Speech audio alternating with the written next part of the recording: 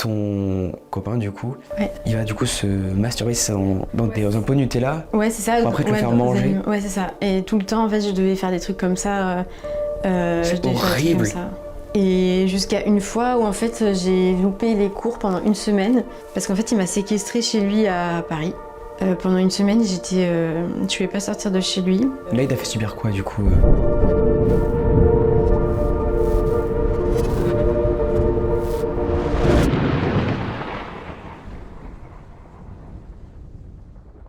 Bonjour à tous, aujourd'hui on reçoit Samantha qui a vécu une vie assez horrible. Voilà, tu vas nous raconter dans cette vidéo toutes les histoires les plus affreuses que tu as vécues. Je sais même pas honnêtement comment j'appellerais cette vidéo, honnêtement, voilà, pour être transparent avec toi.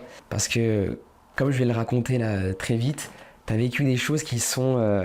Dis-toi que j'ai même pas de mots. Ouais, ça paraît incroyable. Ça paraît limite faux, tu vois, tellement que c'est... C'est inimaginable, ouais. L'enchaînement est tellement horrible pour toi que non, honnêtement, je suis assez perturbé en vrai, tu vois. Désolé pour ma voix, je sors d'une maladie. Voilà, je précise ça aux gens comme ça, on est tout bon. Donc pour expliquer aux personnes, voilà, que t'as venu sur cette chaîne YouTube, tu écoutais du coup depuis quelques temps mes podcasts sur Spotify. Enfin, tu m'as découvert comme ça, comme tu me l'as raconté. Et à travers du coup toutes les histoires que je racontais, tu t'es dit que tu pourrais raconter la tienne, voilà, sur cette chaîne YouTube, pour faire de la prévention, voilà, sur les événements que t'as vécu d'horrible dans ta vie. Je trouve ça incroyable. Déjà, merci beaucoup pour être là. Alors c'est stressant parce que Ouais. du coup j'ai pas l'habitude de raconter mon histoire, vraiment pas l'habitude parce que j'ai un peu peur du jugement des gens, Puis quand tu vis des choses un peu horribles, en fait, même si tu devrais pas avoir honte, bah t'as quand même une honte en toi. C'est assez bizarre. Mais t'as ce truc-là et du coup je raconte jamais mon histoire et là je suis vraiment contente de venir la raconter, de prendre le courage de le faire. Surtout si ça peut aider des gens à sortir du silence, à faire les premiers pas vers un chemin de guérison, tout ça.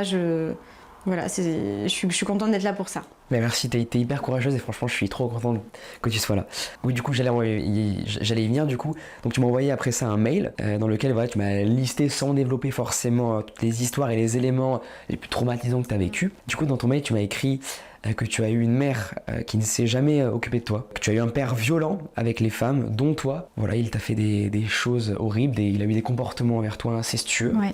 Tu vas nous raconter évidemment tout ça très bientôt. Ton père a violé du coup un membre de sa famille, qu'on ne citera pas évidemment pour des raisons privées. Voilà, tu n'as pas voulu aussi toi que la personne soit citée, et je comprends totalement, il n'y a pas de souci. Voilà, il va faire ça lorsqu'il était adolescent, c'est ça? Oui, c'est ça. Il avait précisément 16 ans. Ouais, 16 ans. 16 ans, ouais. Ok. C'est horrible. Et cette personne en avait 13. Ton père a également dépouillé son père de son argent et a fini par le tuer en lui forçant à faire une opération médicale à laquelle il avait peu de chances de survivre. Ton grand-père aussi était incestueux, mais du côté de ta mère, si je dis pas de bêtises.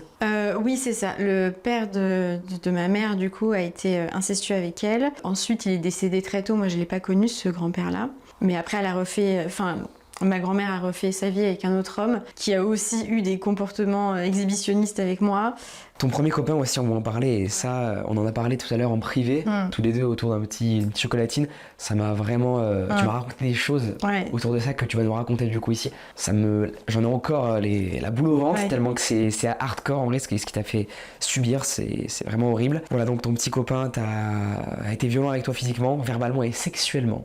Tu as vécu les attentats du Bataclan, tu étais serveur dans un bar à côté, à 15 minutes environ de marche. Tu as été violé par ton ancien patron également. Je précise pour les personnes qui aimeraient, comme Samantha, témoigner sur la chaîne, venez m'envoyer votre histoire par mail ou sur Instagram. Je suis assez ouvert d'esprit, voilà, j'écouterai vos histoires avec la plus grande des attentions. Si vous avez une histoire un petit peu glauque, flippante ou même incroyable, dans tous les sens possibles, envoyez-moi un mail ou contactez-moi sur Instagram. C'est avec plaisir que je vous répondrai, que on pourra s'appeler, échanger autour de ça. On va commencer du coup Samantha avec la première question, si ça ne te dérange pas. C'est parti.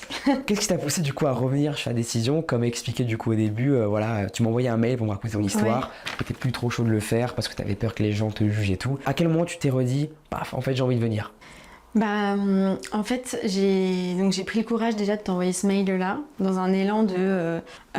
j'ai 27 ans, j'ai vécu aller jusqu'à mes 21 ans, une suite d'événements horribles. Ensuite, pendant 5-6 ans, jusqu'à mes 27 ans, ça a été des étapes où j'ai vécu dans mes traumatismes. J'ai vu des personnes pour m'aider. Je suis restée aussi pas mal dans le silence. Les choses dont là je vais vous parler, dont je vais te parler à toi, c'est je les ai racontées qu'à ma psy, et encore j'ai pas raconté autant de détails que là je vais sûrement raconter, parce que j'ai beaucoup de mal avec ça, le fait d'attirer la pitié chez les gens, j'ai beaucoup de mal avec ça, parce que je trouve que c'est pas ce qui doit me définir aujourd'hui. Voilà, je suis quelqu'un de forte qui a survécu à plein de choses.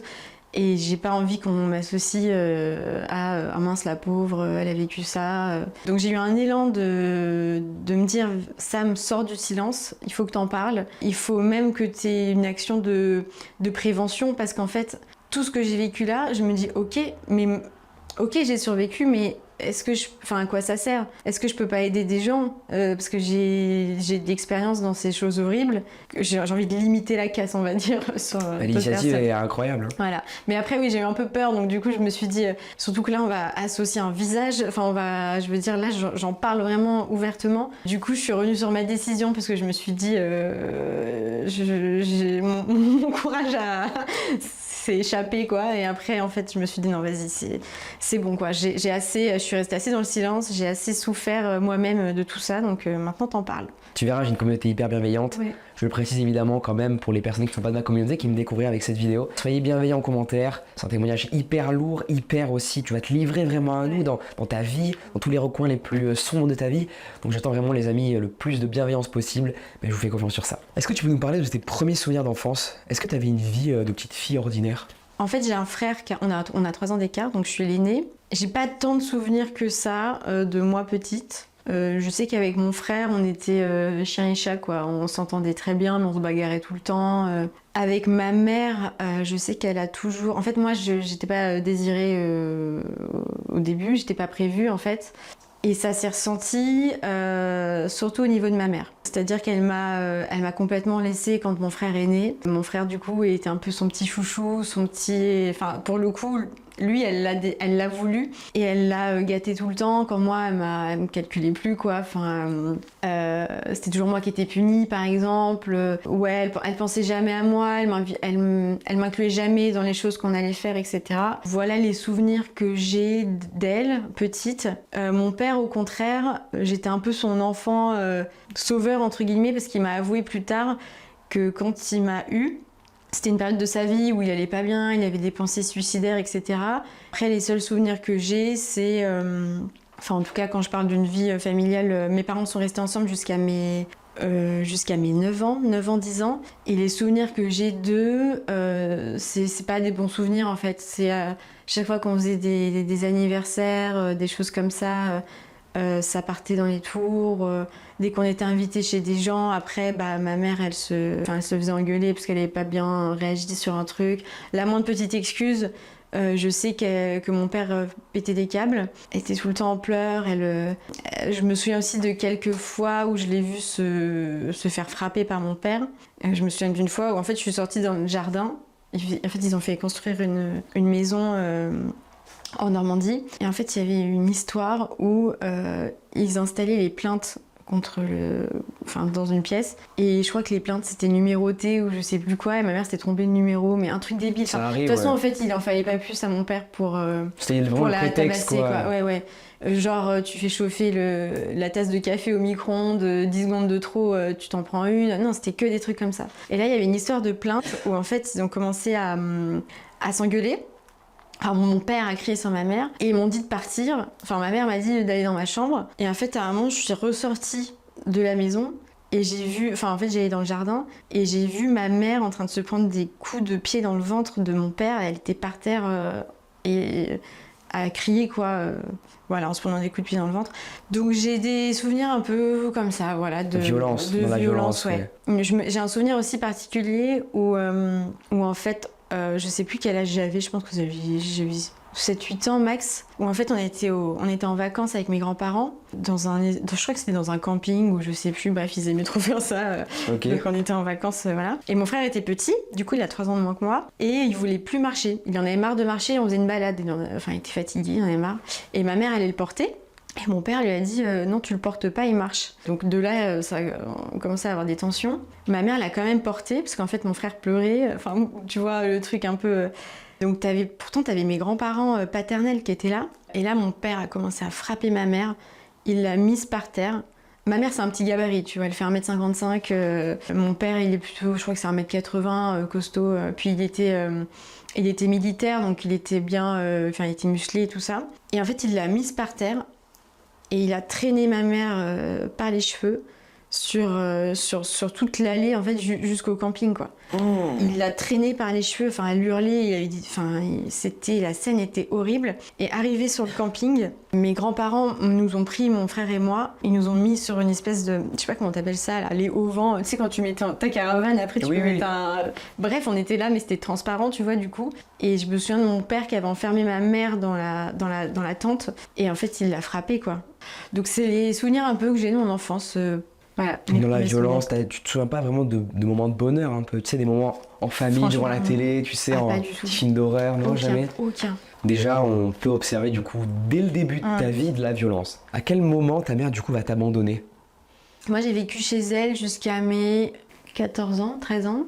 Ensuite mon père a eu ma garde parce qu'en fait je voulais aller vivre chez mon père. Parce que la vie chez ma mère, donc elle habitait en Normandie, voilà. Et mon père à Orléans. Et en fait, en Normandie, déjà, je ressentais l'abandon chez elle par rapport à sa manière d'être avec moi. Avec mon frère, vraiment, moi, je les voyais vraiment les deux contre moi, quoi. Et en fait, j'ai vécu aussi un truc assez traumatisant chez elle, quand j'étais chez elle. C'est que j'avais un cousin, donc côté maternel, avec lequel on s'entendait bien et tout. Et en fait, un jour, on part en balade. Tu sais, en gros, ma tante était venue manger chez ma mère et tout. Et nous, les enfants, on était partis se balader dans le quartier, quoi. Et en fait, mon cousin, qui a, je crois, 1 an de moins que moi, m'a forcé à lui faire une fellation. En fait, c'était... si tu veux, j'étais avec mon frère, mon cousin et une fille... qui n'était pas forcément une copine, mais en fait c'était une fille de mon école, mais un peu genre, tu sais, le garçon manqué, ou genre, si tu l'invites pas pour venir, elle va te frapper, quoi. Tu vois, t'avais un peu peur d'elle, okay, tu vois. Un peu sanguine, quoi. Okay. Genre, la pote un peu qui s'impose, tu vois. Donc on la croise, on va avec elle faire une balade. Et là, on se retrouve sur un terrain de tennis, on était tout seul et tout. Et en fait, je sais pas, on commençait à parler de, les premiers bisous, les premiers machins, tout ça, et enfin, tu sais, comme des ados, qui découvrent un peu, tu sais, la sexualité, la vie et tout, ouais. En plus, elle a rencontré mon cousin pour la première fois, et elle lance un truc genre cap ou pas cap, ou une connerie comme ça, tu vois. Et moi, je faisais que des, ou non, action ou vérité, puis je faisais que des vérités, ou je sais plus, et en fait, je sais plus comment on est arrivé là, mais elle a eu un cap ou pas cap de... elle faire une fellation à mon cousin, et j'étais mais pas du tout, enfin genre fais pas ça, non, tu vois, j'avais 13 ans, ça m'a paniqué, quoi, vraiment. Et en fait, ce qui s'est passé, c'est que elle, donc un peu costaud, un peu garçon manqué, il y a eu un mouvement de foule, ou je sais pas comment expliquer ça. Elle a eu un excès de violence, mais comme elle avait d'habitude, parce qu'elle était comme ça. Elle m'a pris les bras par derrière, elle m'a mis un coup de pied dans les genoux pour que je me baisse, et mon cousin m'a forcé à lui faire une fellation, quoi. Donc ça a duré, je sais pas, peut-être 10 secondes, 20 secondes, j'en sais rien, mais c'était horrible. Et mon frère était mort de rire à côté. Ton frère était mort de rire à côté? Ouais, mais en fait, je sais pas, il devait avoir 10 ans, je sais même pas s'il réalisait pas, je pense, tu vois. En fait, et tu sais, quand t'as des mouvements de... Des fois, t'expliques pas l'euphorie, le truc général, tu vois, Mais l'éducation, mais c'est pas possible. Comment c'est possible de... Mais en fait, et puis il y avait ce truc-là où mon frère était ligué contre moi avec ma mère, tu vois. J'avais l'impression qu'ils souhaitaient mon mal, les deux, parce que en plus, vu que moi j'étais un peu la fille de mon père, tu vois, parce que j'étais un peu sa princesse, ce truc-là, ma mère, elle détestait mon père, et du coup, j'avais l'impression qu'elle retournait un peu aussi mon frère contre moi, tu vois, en mode non, mais tout ce qu'elle dit, c'est parce que mon père lui a dit de dire ça, elle pense pas par soi-même, non, elle ressemble trop à ton père, machin, tu vois. En fait, j'étais vraiment le vilain petit canard de la famille, quoi. Enfin, en tout cas, de mon frère et de ma mère. Et du coup, bref, dans cette scène-là, t'as mon frère qui rigole, l'autre derrière qui me tient, mais j'avais mal, tu vois, et puis...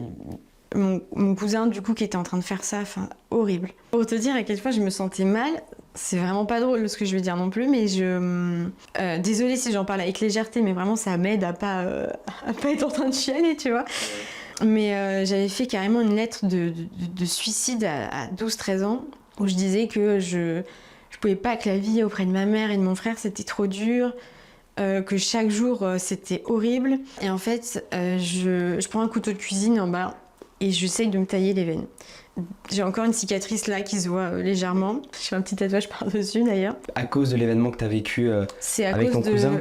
Bah, y a de ça. Il y a aussi vraiment la vie que je menais entre mon frère et ma mère Puis il me faisait des coups, franchement. Genre, il venait le soir dans ma chambre pour me faire peur, tu vois, quand je dormais. Je te racontais tout à l'heure quand on prenait un café que je faisais des insomnies tout le temps. Il y a aussi parce que depuis le début, j'ai été traumatisée, tu vois, d'être dans une pièce noire. Chaque fois, il m'arrivait des trucs horribles. Et donc, bref, il me menait la vie super dure. Donc, je fais cette lettre de suicide. Et en fait, ce qui est dingue, j'en ai pas jamais reparlé à ma mère depuis, mais c'est que cette lettre, je l'ai laissée dans ma chambre, j'ai laissé le couteau. Et en fait, ma mère, un jour, elle est rentrée. Et donc, moi, j'arrivais pas. Et en plus, je veux dire, quand t'es enfant, t'as 12-13 ans, tu vois que ta fille, elle a des bandages là. Tu te poses des questions. Ma mère, tu lui en parles et tout, et tu la rates. Aucune question, elle s'en foutait, mais ça m'étonnait même pas, tu vois. Et elle trouve le couteau de cuisine dans la chambre. Et j'avais la lettre en évidence, tu vois, dessus, parce que c'était aussi un appel à l'aide, en fait, tu vois. Et là, elle m'engueule en me disant, tu prends pas le couteau, mets les choses à sa place, en gros, tu me fais chier à déplacer les trucs, tu vois. Et j'étais là, mais ça m'étonnait même pas d'elle, tu vois, la connaissant, mais vraiment dans ma tête, j'étais là, mais c'est pas possible. Et donc à 13 ans, je pars vivre, 13-14, je me souviens, c'était ma troisième. J'ai fait ma troisième chez mon père. Donc avant de partir, en fait, ma quatrième, j'ai fait n'importe quoi. J'étais une super bonne élève, hein. J'ai toujours été une super bonne élève, toujours eu des bonnes notes, même dans mes études supérieures, j'ai toujours été très bonne élève. Mais là, la quatrième, j'ai fait n'importe quoi. J'ai commencé à me droguer, à fumer, à boire de l'alcool en cours et tout, mais parce qu'en fait, j'en pouvais plus d'être l'aînée qui devait être parfaite. Enfin, j'étais un peu la fille fantôme. À la maison, on me respectait pas. Je devais pas faire de bruit, je devais pas déranger, tu vois. Enfin, à chaque fois que je faisais un bruit, j'étais punie. À chaque fois que je faisais quoi que ce soit, mon frère ou ma mère, ils étaient méchants avec moi. Donc en fait, j'étais un peu un humain fantôme à la maison. Et pourquoi je dis ça parce que la quatrième, j'ai pété un câble, j'ai fait n'importe quoi, j'ai fait que des bêtises. Je voulais qu'on me remarque, en fait, j'en pouvais plus, tu vois. C'était juste des appels à l'aide. J'étais exclue, j'avais des heures de colle, tout ça. Et ça a un peu marché parce que du coup, ma mère m'a dit j'en veux plus. Elle a dit à mon père, tu la prends chez toi. Donc de là, je suis partie chez mon père. Et là, ça a été une autre histoire. Là, en fait, j'ai quitté un milieu où j'étais très très mal. J'étais pas bien dans ma peau, tout seule, ça. En fait. J'étais seule, j'en avais marre. À un milieu où je suis partie dans la violence. C'était une autre violence. Chez ma mère, c'est de la violence plutôt psychologique. Et après, c'était physique avec ton père. Ouais, physique et psychologique. Il y avait les deux. Mais quand même. Est-ce qu'à l'heure actuelle, tu reparles à ta mère, même s'il y a eu tous ces événements horribles avec elle ? Ouais, donc en fait, ma mère, donc quand je suis partie vivre chez mon père à mes 13 ans, 14 ans, bref, pour faire ma troisième, on a arrêté de se parler parce que mon père, en tant que bon manipulateur, il isole la famille, que ce soit de ses femmes, de tout son entourage. Voilà, lui, sa première étape chez les personnes, c'est isoler du cercle familial. Donc moi, ma mère, même si je m'entendais pas très bien avec elle, il a mis un point d'honneur sur le fait que je la voyais plus. Voilà, il m'a un peu retourné le cerveau contre elle aussi. Donc à partir de ma quatrième, je l'ai plus vue. Ensuite, je l'ai vue une fois à mes 18 ans. Parce que en fait, j'étais à la rue. Après mon lycée, je savais pas quoi faire. J'avais plus de contact avec mon père, mais ça, on en parlera. Puis en même temps que j'ai mon premier copain méga violent, on en parlera. Mais je l'avais revu une fois à ce moment-là.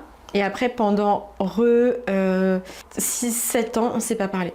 Donc en fait, j'ai eu des longues périodes où on ne s'est pas adressé la parole. Donc ma mère, on s'est revus il y a 2 ans. La première rencontre était très bizarre. Franchement, ça va être hyper gênant. Ouais. J'avais vraiment l'impression de voir une inconnue. En fait, j'avais aucun lien avec elle. Et j'avais même pas eu des liens forts avec elle petite. Donc moi, en plus de ça, j'avais cette rancœur envers elle. Et donc bref, c'était trop bizarre. Au début, on s'est vus. On a parlé un peu des sujets...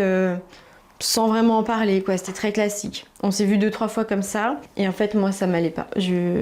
Je lui ai dit à un moment, écoute, je préfère, soit on a une vraie discussion, tu viens chez moi, on parle, je te dis tout ce que j'ai sur le cœur et j'essaye de t'expliquer voilà, ce que je ressens. On voit comment on peut faire une relation, on voit comment on peut construire une relation. Mais si c'est comme ça, superficiel, je préfère pas te voir en fait, parce que je vois pas l'intérêt.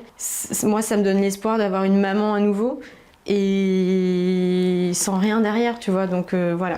Elle agit comment là du coup avec toi? Et elle m'a dit oui bien sûr, je prends mes billets de train, je viens sur Paris où j'habite. Voilà, donc là je suis allée la chercher à Saint-Lazare. Sur le chemin jusqu'à chez moi, j'ai essayé de meubler comme je pouvais. Après j'ai la tchatch donc ça va tu vois, mais c'est franchement, moi je stressais, je me suis dit mais la conversation sérieuse avec ma mère, que je pouvais même pas appeler maman, tu vois. Je l'appelais par son prénom, enfin j'avais aucun lien de mère-fille avec elle. On arrive chez moi, je lui balance tout. Je raconte pas trop ma vie en détail, mais je lui dis qu'il n'y a pas seulement eu mon père comme élément perturbateur dans ma vie. J'ai eu mon premier copain, j'ai eu un viol après, j'ai eu les attentats du Bataclan aussi, j'ai eu plein de choses. Et qu'en fait, je lui en voulais de m'avoir abandonné, ouais. De m'avoir abandonnée, de m'avoir fait la vie dure aussi quand j'étais chez elle petite, même si elle s'en est pas rendue compte. Et qu'après, elle m'a laissé partir chez un monstre, partir vivre chez un monstre, parce qu'elle connaissait mon père en tant que femme, tu vois. Moi, je savais pas à quel point il pouvait être violent avant que je vive chez lui. Et je lui en voulais aussi de pas s'être battue après pour reprendre contact avec moi. Tu vois, pendant toutes ces années, moi, si j'ai une fille et machin, moi, je me serais battue. Je serais allée la voir devant son collège tous les jours, même si c'est à 300 km, j'en sais rien, tu vois. Elle m'a pas m'envoyé un mail chaque année pour me dire est-ce que tu veux me reparler ou pas. Elle a rien fait. Donc bref, on a parlé de tout ça, elle a pris conscience des choses, elle m'a raconté sa vie aussi, qui était vraiment pas simple non plus. Et là je me suis dit, ok Sam, donc déjà de base je suis une personne, je suis pas du tout dans le jugement. Chacun son chemin de vie, chacun est comme il est, chacun ses traumas, chacun tout ça. Et là je me suis dit, tu sais pas comment t'aurais fait à sa place. T'as pas eu sa vie, tu sais pas si t'avais une fille à son âge, elle avait 23 ans, elle avait vécu avec un père qui lui avait fait de l'inceste, violent... après elle a rencontré mon père, c'était aussi horrible quoi. Donc bref, je me suis dit ok, je pars du principe, je ne la juge pas, on essaye de reconstruire un truc et on voit si ça marche. Elle m'a promis de venir une fois par mois, une fois tous les 2 mois sur Paris pour me voir. Depuis on fait des activités ensemble. Moi je lui ai posé beaucoup de questions aussi sur mon père, sur des questions que j'avais en fait, mais très sérieuses. Elle m'y a répondu le plus sincèrement possible. On a beaucoup pleuré, tu vois, on a beaucoup... Ça a été un moment dur, ouais, j'imagine. Ouais. Mais tu vois, ça fait 1 an qu'on a un peu plus de liens. Là, des fois, je l'appelle quand j'ai besoin de conseils et où je suis pas bien ou tout ça. Donc, on a un peu ce lien-là, mais j'ai un peu cet amour qui revient. Et des fois, tu vois, j'ai envie de la prendre dans mes bras et tout, mais je me dis non, elle mérite pas, tu vois. Elle m'a fait tellement de mal, elle m'a abandonnée et j'ai envie de lui faire un câlin parce que moi, j'en ai besoin de cet amour maternel, tu vois. Mais non, je me dis, elle mérite pas ça. Tu l'as quand même fait un câlin ou pas? Non. Jamais? Non. Elle m'a pas donné son amour, je veux son amour, mais moi, pour que tu t'accordes aussi mon amour, il faut que tu mérites, tu vois. Et elle s'est pas encore assez rattrapée à mes yeux. Donc, et je sais même pas si ça sera possible, tu vois. Mais je sens que je l'aime, tu vois. Maintenant, on va parler de la violence que t'as fait subir ton père au quotidien. Est-ce que tu te rappelles d'actions hyper violentes qu'il a eues avec toi, même si tu nous en as un peu parlé au début? Voilà, est-ce que tu peux nous parler des plus marquants, qui t'ont le plus marqué? Alors vis-à-vis de moi, parce que je me souviens aussi de pas mal de faits de violence mais sur mes belles-mères, mais sur moi, c'était du style, je sais pas, par exemple, j'étais tranquille dans le canapé à regarder la télé, il passait, il me cognait une grosse baffe dans la tête en me disant c'est avant que tu fasses une connerie. Je te frappe avant que tu fasses une connerie. Mais il est fou. Pour te remettre en gros, ne fais pas de conneries. Et des fois, il venait me voir, il me posait une question, est-ce que t'as un copain, par exemple? Et je dis, bah non.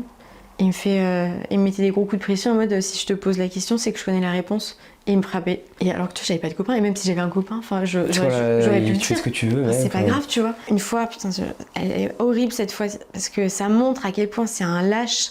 C'est qu'en fait, il faisait une mise à jour sur son téléphone avec son ordi, donc en fait il avait un câble entre les deux. Et je suis passée, et je te jure, j'ai pas touché le câble. Et même si je le touche, tu vois, mais je te jure, j'ai pas touché le câble. En fait, il a tourné la tête, et il a cru que j'avais touché le câble. Et là, j'ai vu, en fait, chez les personnes comme ça, tu vois le changement de regard. le changement de regard, le regard qui devient noir, et là le regard te dit je peux te tuer en fait. Enfin, après il faut connaître des gens comme ça pour s'en rendre compte. Je pense, mon père était comme ça, mon premier copain était comme ça. C'est des gens tout solaires, tout souriants et tout. Et dès que t'as un petit... dès qu'ils switch comme ça, le visage est fermé, le regard noir, et là tu te dis mais...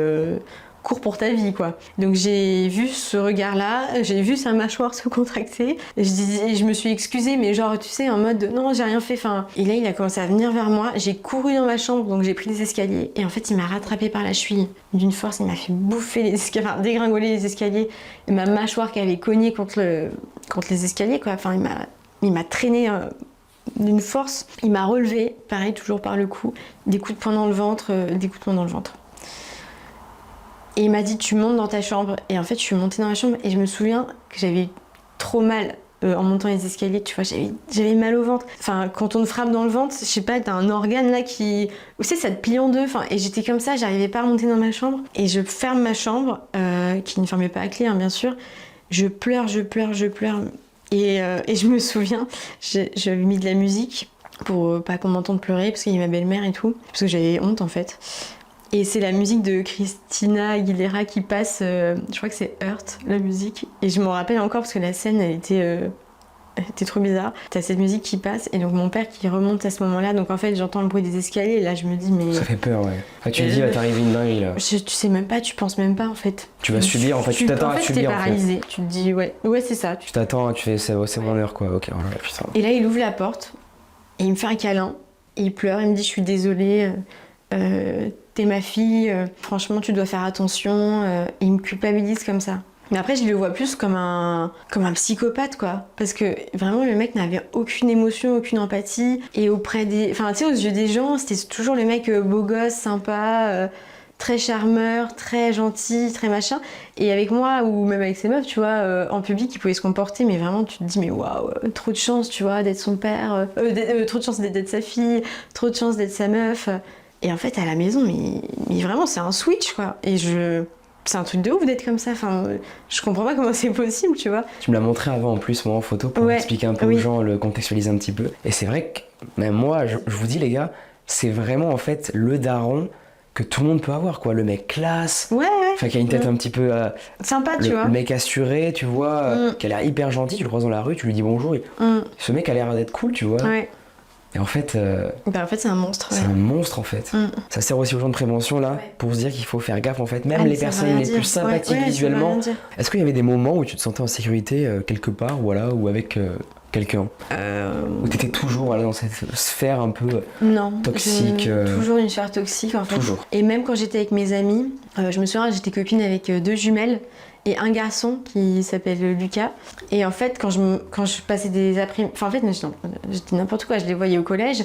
Et une fois, j'ai passé un après-midi avec eux. Et mon père m'avait vue en voiture avec mes 3 amis.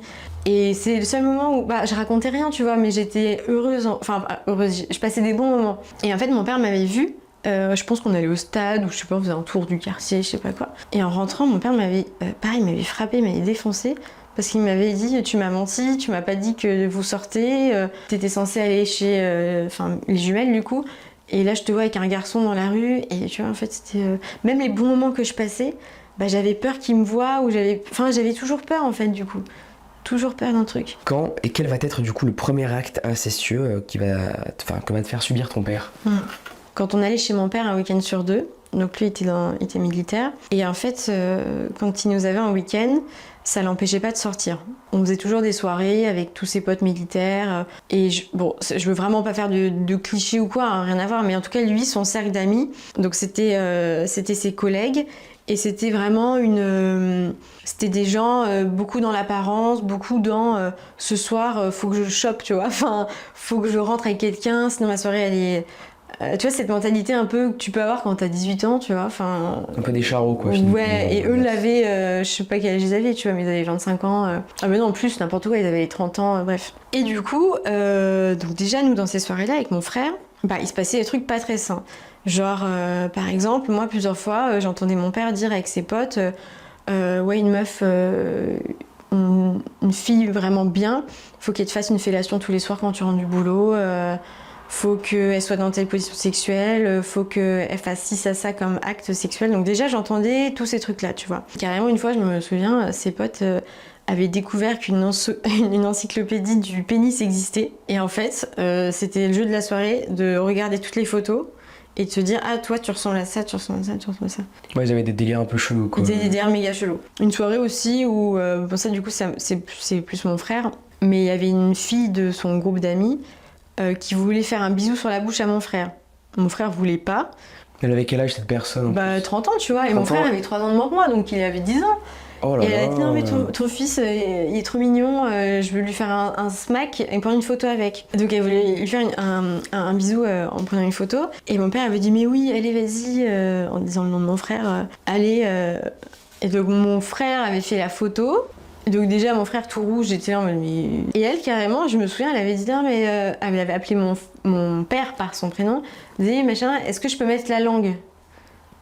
Et ma mère avait su ça, et ma mère avait pété un câble. Mais là, encore une fois, ma mère ne pétait pas des câbles quand elle apprenait que moi, j'avais des... Tu vois, que pareil, genre un de ses potes, à mon père, il arrêtait pas de me dire que j'étais jolie, que machin, et mon père disait que... Enfin, elle lui répondait en mode, non, c'est ma fille, elle est à moi, tu la touches pas. Et c'est super bizarre de dire ça, tu vois. Mais moi, j'étais trop jeune pour me rendre compte, j'étais là en mode, bon... En tout cas, c'est pas du tout la bonne manière de réagir. Ouais, c'est pas ça. Tu dis non, c'est ma fille, je touche pas à ma fille, c'est ma fille. Mais elle est à moi, c'est comme si il allait te faire des trucs après un petit peu chelou, quoi. Et ça me fait penser à un truc, genre une fois on avait, quand j'étais encore plus petite, ça c'est ma mère qui m'a raconté après parce que j'étais trop petite pour m'en rappeler. En fait, j'avais un parrain du côté de ma mère et on avait fait un dîner, bref, chez la famille. Il m'avait dit de m'asseoir sur ses genoux. Et quand t'es petite, tu vois, il y a aucune, enfin, c'est ok, tu vois. Et mon père après, apparemment à la fin de la soirée, il avait pareil mis une rouste à ma mère.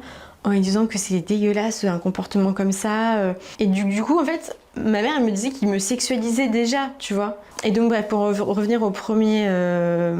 Au premier axe, du coup, axe incestueux, ça pouvait être des trucs du style... déjà... je sais pas, moi j'avais 14 ans, j'étais pas bien formée encore, tu vois. Et aller sur des sites de lingerie, mais pas de la lingerie pour... ado, genre de la lingerie sexy, dentelle, tout ça, pour me commander des trucs, tu vois. Et donc il scrollait avec moi en me disant genre en fait il voulait pas m'acheter de vêtements, mais par contre quand c'était des trucs comme ça, il me demandait, il me disait non ça t'irait mieux, tout ça, nan. Donc il choisissait tes sous-vêtements. Ouais, mais c'est des trucs en dentelle, franchement. Des trucs que tu ne mets pas. Enfin, stagiaire, je devais mettre des brassières, tu vois. Ouais, c'est ça, ouais. Il avait un jeu avec ses copains de l'armée, c'était de mettre un doigt dans les fesses à quelqu'un quand la personne elle monte les escaliers, par exemple. Et ces trucs-là... Il le faisait à toi ? Il me le faisait à moi, pas à mon frère. Il me faisait à moi quand je montais les escaliers, quand j'étais en jupe. Tu vois. Et après, c'était pas quand j'étais en jupe, c'était quand je me baissais pour ramasser quelque chose par terre. Oh là là. C'était, bref, des trucs comme ça. Aussi, ce qu'il faisait beaucoup, c'était que... des fois, moi, il me disait de venir m'asseoir sur ses genoux, alors que pour le coup, là, j'avais plus l'âge, j'avais 14-15 ans. Et en fait, il passait sa main derrière mon pantalon, mais genre dans mon pantalon, sous ma culotte, tu vois, des trucs comme ça. Et personne ne voyait qu'il faisait ça. Personne ne voyait parce qu'il était discret, en fait. Vu que c'était derrière... Et toi, tu faisais quoi en fait, moi, tétanisé, non ? Tétanisé, puis tu sais pas comment réagir, c'est ton père, en fait. Tu te dis... C'est peut-être normal, tu sais, ouais, c'était pas quand t'es jeune, ouais. Et je me souviens d'un truc, par contre, qui m'avait... là où vraiment je m'étais sentie mal à l'aise. Je sais pas où étaient mon frère et ma mère, mais j'étais un week-end chez mon père, il habitait à Saint-Cyr-l'École, à côté de sa base de l'armée, là. Je sais pas, il était sûrement parti, je sais pas où, et j'étais seule avec mon père à l'appartement. Et mon père, tout le temps, me demandait des caresses, des papouilles, des trucs comme ça. Et moi, pareil, sur le moment, ça me paraissait normal. Mais genre, lui, il me demandait des trucs, genre... des zones un peu genre dans les oreilles, dans les... Je sais pas, tu fais pas ça, bref. Mais bon, ok. Et il faisait des bruits chelous en même temps. Je suis désolée si je rigole, c'est nerveux, mais voilà. Ouais, non mais t'as le droit, t'inquiète. Et en fait, à un moment, il me demande de lui faire un massage. Et donc je suis là en mode ok, je voulais pas, mais bref, ok. Et c'était pas un massage en mode il est sur le canapé, moi je suis derrière lui, machin. C'est un massage dans son lit. Il enlève vêtements en caleçon, avec de l'huile et tout, tu vois, je lui fais un massage, tout ça. Il me dit des fois d'aller plus bas, sur des zones qui sont au niveau de son caleçon, d'appuyer plus, tout ça, enfin bref, et puis il faisait toujours ces bruits bizarres. Après, il me demande à moi, il me dit, c'est à mon tour, je te masse. Et j'étais en mode non, c'est bon, enfin vraiment non. Puis moi, l'huile, enfin j'aime pas, tu vois, donc j'étais là en mode non, j'ai pas envie. Il me fait si, c'est bon, je sais plus ce qu'il m'avait dit, mais il m'avait encore sorti un truc, tu vois, une excuse, machin. Et puis tout de suite, il est un peu froid et violent, tu vois, quand il parle, donc t'es là en mode ok. Donc je me souviens, j'étais en brassière, il me dit enlève ton t-shirt. Donc j'enlève mon t-shirt, je me mets sur le ventre. Il commence à me masser, il me dit enlève ta brassière, ça me gêne. Je fais non, c'est bon, c'est pas grave, au pire, fais au-dessus et en dessous, tu vois. Il me dit si, enlève ta brassière. Et donc j'étais là en mode j'enlève ma brassière, mais en même temps, tu sais, j'avais rien, mais je me cachais, tu vois, parce que c'était. Enfin, j'ai commencé à être c'est normal, tu c'est ton vois. intimité à toi, t'as raison. Ouais. Et en fait, donc il me masse, donc moi j'étais. Et là, je me souviens de ce moment de gêne parce que, tu sais, quand t'es en train de te faire masser, là, j'étais pas du tout détendue, les yeux fermés, j'étais genre yeux ouverts en mode. Tendu, tu vois, genre vraiment tendu. Et il descend et tout, et en fait il descend, enfin je sais pas comment le dire, je sais pas comment bien le dire, tu vois, mais... Au niveau de ton vagin, c'est ça? Non, derrière. Et donc il met ses doigts, quoi, et donc Waouh, ok. voilà. Mais toujours en mode massage, c'est normal. Il normalise cette il action. normalise le truc en mode faut que tu te détendes. Franchement dégueulasse, quoi. Et quand j'y repense, ça me. Oh le chien, pardon. Franchement, je suis désolée, mais quand je parle des trucs, ça me donne une nausée. Enfin, c'est dégueulasse. Hein. C'est horrible. Donc ouais, c'était des trucs comme ça. Et quand je vivais chez lui, pour le coup, donc là quand je parle de ça, c'était quand on était en week-end alterné. Mais du coup, quand je vivais chez lui, je vivais chez ma belle-mère en fait. On vivait chez elle, c'était sa maison. Et il se baladait jamais nu. Et en fait, quand elle était pas là, si tu veux, le salon était au centre de la maison. Sa chambre et la salle de bain étaient à droite au fond d'un couloir. Ma chambre était en haut. Et en fait, on avait un truc pour étendre le linge en haut. Et lui, il passait toujours de la salle de bain. Déjà, il prenait toujours, à chaque fois, il prenait des douches quand ma belle-mère n'était pas là. Enfin, je veux dire, à chaque fois, comme par hasard, tu vois. Et il passait toujours nu, sans se protéger ou quoi. Et puis après, je me dis, il aurait pu mettre une serviette, tu vois, mais ça, t'y penses pas sur le moment. Et il passait nu comme ça, à aller prendre un truc, et des fois, il me parlait, il restait là. Et nu, du coup. Mais nu, il se protégeait pas. Et en fait, il voulait que je le regarde, tu vois. Et le pire, je crois qu'il m'ait fait, je pense que c'est l'acte qui m'a vraiment. Où je me suis dit, franchement, il y a un truc vraiment bizarre. En fait, j'ai vécu chez lui j'ai fait ma 4e et ma 3e. Et après, il m'a envoyé dans le sud, vivre dans le sud. Au début, c'était vas-y, on va te rejoindre. Et en fait, il m'a laissé 2 ans toute seule, il s'est pas occupé de moi. Bref. Attends, mais t'étais du coup où, dans quelle année? En fait, au début, il m'avait pris un appartement à Nîmes, la première année. Il me payait le loyer et tout, mais j'avais pas d'argent pour tout le reste. Genre, par exemple, la bouffe et tout, ouais. Mais même le médecin, le dentiste et tout, j'y suis pas allée pendant 2 ans. Et même après, parce qu'en fait, du coup, c'est une habitude que j'ai prise, tu vois, de me dire je veux pas faire de soins médicaux, tout ça. Et donc, une fois, il était venu me voir dans cet appartement. Et donc, au tout début, la première année où j'étais dans le sud, dans cet appartement, il est venu me voir 2 fois. Et moi, c'était une période super compliquée parce que ma demi-sœur, elle venait de naître. Je m'étais super attachée à elle parce qu'en fait, je m'en occupais quand il tabassait ma belle-mère et tout ça. Moi, j'allais chercher ma demi-sœur et je m'en occupais. Donc, en fait, j'avais un lien très fort avec elle. J'étais dans le sud toute seule, j'étais coupée d'elle. Déjà, je le vivais super mal. Et lui, il est venu me voir 2 fois. Une fois pour aller voir une maîtresse qu'il avait dans le sud. Et la 2e fois, pareil, pour aller voir cette maîtresse.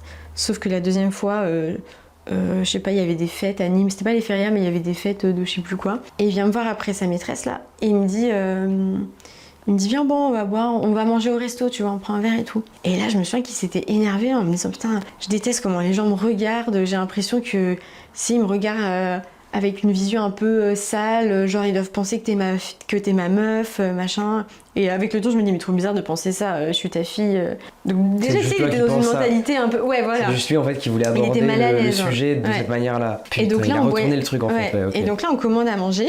Je sais plus ce que j'avais pris, bref. Et il commande 2 pintes de bière. Et j'ai dit, non, je bois pas d'alcool. Mais vraiment, je buvais pas d'alcool, tu vois, parce que en plus, j'étais seule dans un appart, donc en fait, j'étais hyper responsable super tôt, tu vois. Donc j'étais pas en mode ado qui fait la fête, pas du tout. Donc je dis non, je bois pas d'alcool. Allez, bois de l'alcool, tout ça, non. Arrête de faire ta meuf chiante, quoi. Je trinque avec lui. Et je te jure, je bois 3 gorgées, pas plus, parce que je me souviens, alors déjà, même aujourd'hui, j'aime pas la bière, et j'aime pas le goût, tu vois. Je bois pas ma bière, il boit la 2e pinte, du coup. Sur le chemin du retour, je me sens trop bizarre. Genre vraiment, je me sens, mais vraiment, comme si j'avais bu à fond. Et là, trou noir, je me souviens pas. Je me réveille dans mon appartement, en pyjama dans mon... Du coup, c'était un canapé lit. Et je me dis, mais quoi? Enfin, je me lève, je vais aux toilettes, je me regarde et tout. Et j'avais mal à la mâchoire, mal à la gorge. Vraiment, j'avais mal, mais... Tu sais, je me souviens avoir ouvert la bouche et avoir mis le flash de téléphone pour regarder. Je me suis dit, j'ai une angine, je sais pas, c'est trop bizarre, tu vois. Et je me sentais vaseuse et tout. Et bref, cet épisode-là, j'en ai pas reparlé, tu vois. Et je prends ma douche, et là, je le vois. Et il me dit, ah oui, je t'ai mis en pyjama hier soir parce que t'étais bourrée. Et je me souviens, j'avais pas bu, je te jure, j'avais pas bu. Et je dis, ok, je prends ma douche, je reviens, et je le vois fouiller dans mes sous-vêtements. Et je dis, mais... Et en fait, il me voit, il voit que je le vois. Il me dit, non, mais je sais que tu fumes, dis-moi où sont les clopes. Je dis, mais je fume pas. Oh l'excuse, mais c'est une dinguerie la manipulation. Et en fait, mais oui, et en plus il m'engueulait, tu vois, j'étais mais non, mais... Et du coup ça s'est retourné en mode non mais je te jure que je fume pas. Et moi je me suis sentie agressée, j'étais non mais... Et puis je savais à quel point il pouvait être violent, donc j'étais non mais je te jure je fume pas, je te jure, regarde, y a rien, j'ai même pas de briquet, tu vois, je lui montrais tout. En fait il était juste en train de fouiller dans mes sous-vêtements, tu vois. Et en fait après j'ai reparlé de cet épisode-là à ma mère. Parce qu'en fait je me suis dit mais trop bizarre. Et ma mère, la première truc qu'elle m'a dit c'est je pense qu'il t'a drogué. Bah oui, évidemment. Mais ça me dégoûte, enfin... Et tu sais pas, du coup, tu sauras jamais ce qu'il t'a fait. J'ai des frissons, ça me dégoûte. Et du coup, tu sais pas ce qu'il t'a fait. Je peux pas savoir, mais tu ne sauras jamais, du coup. Je me réveille, je sais pas ce qui s'est passé la veille, je suis sûre que j'ai pas bu, je suis en pyjama, j'ai mal à la mâchoire. Enfin, faut pas être débile, quoi. Il y a jamais eu de pénétration... Enfin, bah, bref, je sais pas, vu que du coup, je me souviens pas de tout, mais... Parce que s'il y aurait eu pénétration, est-ce que tu aurais eu peut-être mal au vagin? Peut-être, j'ai pas... Bah, en fait, là, quand j'ai fait ma première fois, en tout cas plus tard avec mon premier copain, j'ai pas saigné, tu vois, enfin, vraiment t'as une rupture de limite. Au début, tu saignes apparemment, ouais. J'ai pas eu. Ok. Donc j'en sais rien en fait, ça se trouve, oui, je sais pas. Tu sais quel type de violence ton père il commettait sur les femmes qu'il fréquentait ou pas? Ouais. Parce qu'il en a eu combien après d'autres femmes du coup? C'était un peu, comme tu me l'as dit, un charreau? Des sérieuses... Alors je me souviens qu'il y en a une, mais pareil, on était toujours en garde alternée à ce moment-là, donc je l'avais pas beaucoup vue. Je me souviens que des fois elle s'enfermait dans sa chambre et lui il cognait contre la porte en mode tu m'ouvres ou je vais te tuer. Et après il revenait tout calme en mode non mais ouvre-moi, je suis désolée. Et donc je me souviens qu'elle avait très peur, mais... Je me rappelle pas avoir vu de choses de coups, tu vois. Et la personne chez qui j'étais quand j'ai vécu 2 ans chez lui, avant d'être dans le sud, là je me souviens, c'était horrible. Horrible. Toutes les nuits, c'est aussi peut-être pour ça que je fais des insomnies encore aujourd'hui, mais toutes les nuits, je me faisais réveiller par les engueulades, par les coups. Moi j'étais à l'étage, mais je te jure, j'entendais des coups parfois dans les murs, j'entendais elle en train de... Pas de crier, mais tu sais, un peu étouffée quoi, enfin je sais pas ce qui se passait, mais carrément une nuit il est venu me chercher, il m'a dit on va à l'hôtel, on s'en va, on va à l'hôtel. Et je me suis dit mais qu'est-ce qui se passe, genre elle a appelé la police, tu vois. Mon père il fuit pas face aux femmes, tu vois, il les maîtrise jusqu'au bout. Donc je me suis demandé ce qui s'était passé cette nuit-là. Un jour aussi, un matin du coup, j'ai vu ma belle-mère avec un coca sur le visage. Et je me suis dit, mais là, ses amis vont lui demander, tu vois, il va se passer quelque chose. Et en fait, non, elle est allée voir le médecin en disant qu'elle s'était pris une porte. Mais une porte dans la nuit, je crois pas. Et moi, j'avais entendu les engueulades, pareil. Et pareil, il avait des relations sexuelles forcées aussi avec ses compagnes. Ma mère me racontait parfois, quand il était énervé contre elle, il lui disait pas tout de suite. Ce qu'il faisait, c'est qu'il posait un jour de congé avec elle dans l'appartement, il l'enfermait, il la violait. Genre, elle m'a dit une fois... il a fermé la porte. Il m'a dit, tu sais, la dernière fois quand t'as dit ça devant mes potes, alors qu'elle avait rien dit, tu vois, en gros, je vais te le faire payer. Et un jour, ma mère m'a dit, il m'a violée par derrière, quoi. Et elle m'a dit, j'ai dû prendre des tonnes de médicaments après pour pas avoir mal, tu vois. Et c'était que des trucs comme ça. Et il faisait ça aussi avec ma fameuse belle-mère, là, où des fois j'entendais que c'était forcé, et même vis-à-vis de moi, il savait que j'étais dans la maison et il laissait la porte ouverte. Je pense qu'il kiffait ça aussi, enfin je sais pas. Ah, il voulait que tu entendes qu'il y ait des rapports... Ouais, parce que elle faisait pas de bruit, mais lui il faisait toujours max de bruit, tu vois. Enfin, je me suis dit, ça me dégoûtait. Et je l'ai pas dit tout à l'heure d'ailleurs, mais ce qu'il faisait... Ah, c'est pareil, ça me dégoûte. Ce qu'il faisait aussi des fois, c'est que le matin, souvent, le week-end, genre il avait une relation sexuelle avec ma belle-mère.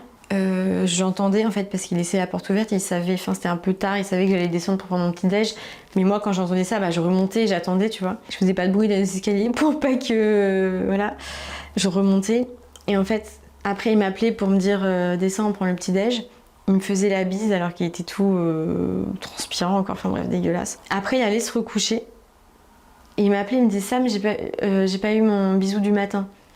Et j'étais en mode bah aussi, tu viens de me faire la bise, tu vois. Et chaque fois c'était pareil, il me fait non mais on n'a pas fait un câlin du matin. Ma belle-mère a préparé le petit déj. Moi j'allais le voir dans la chambre, tu vois. Et du coup il me mettait sous la couette, il me faisait un bisou, un câlin. Et à chaque fois il me mettait en position cuillère.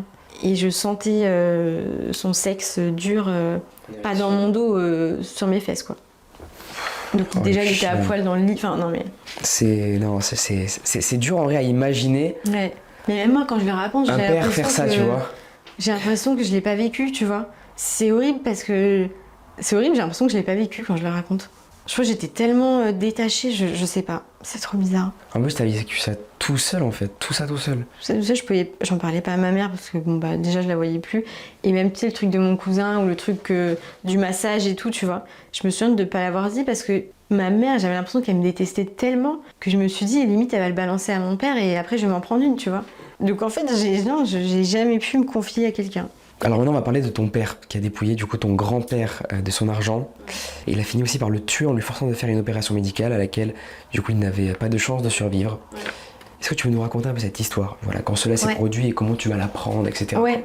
Donc du coup, donc mon papy, c'est quelqu'un, comme je te disais tout à l'heure quand on a pris un café, c'est genre le papy à l'ancienne. Le bûcheron un peu. Le bûcheron, tu sais, il croit pas, genre il est jamais allé chez le médecin. Pour lui, ça n'existe pas, c'est dans la tête. Tu te soignes avec du thé, tu vois. Genre. Ah bah c'est une technique aussi. Voilà, c'est technique, mais bon. Et mon père, faut savoir que ça soit avec moi aussi, il l'a fait, tu vois. Il m'a pris pas mal d'argent. Avec mes belles-mères avant, c'est pareil.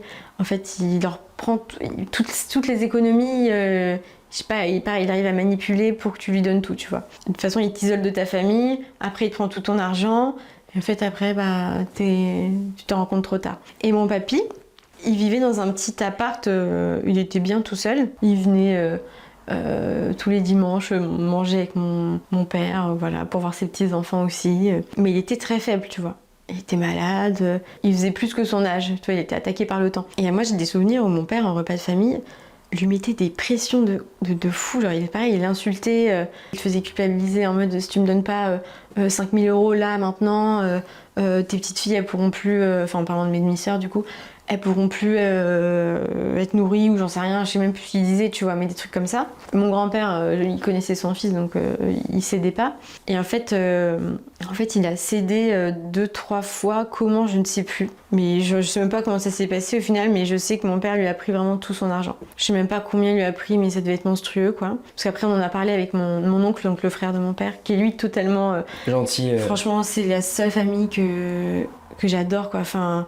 Ils sont sains, mais heureusement. Et encore, ça fait un an que je les vois, tu vois. Mais je suis soulagée. Ouais, c'est déjà bien. Le temps aussi fait les choses. Mais je suis soulagée de les connaître maintenant. Donc bref, mon père a dépouillé mon papy de tout son argent. Et ensuite, mon papy est tombé malade, cancer du sang. Voilà. Mon père l'a emmené à l'hôpital en disant au corps médical, vous devez le garder, il est très malade. En mettant vraiment la pression, tu vois. Vu que mon papy était très malade, bah, ils l'ont gardé. Mais mon grand-père voulait pas. On s'appelait tous les jours avec mon papy, on se racontait un peu tout, tu vois.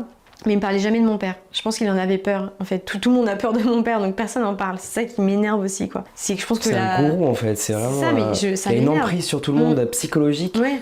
À chaque fois, je me dis, la peur, elle doit changer de camp. C'est un truc qu'il faut se dire tout le temps, même si on n'a pas le courage et tout, il faut se dire ça, quoi. C'est pas à nous d'avoir peur. Des représailles en fait, c'est à eux d'avoir peur. Donc je vais les voir à l'hôpital, je mets mon masque, tout ça au bout de la pièce et il me dit, on parle tout longtemps, je pense que je reste 2 heures avec lui et il me dit qu'il veut pas se faire opérer, qu'il veut sortir de là, il en a marre, il veut pas faire les fêtes ici de fin d'année.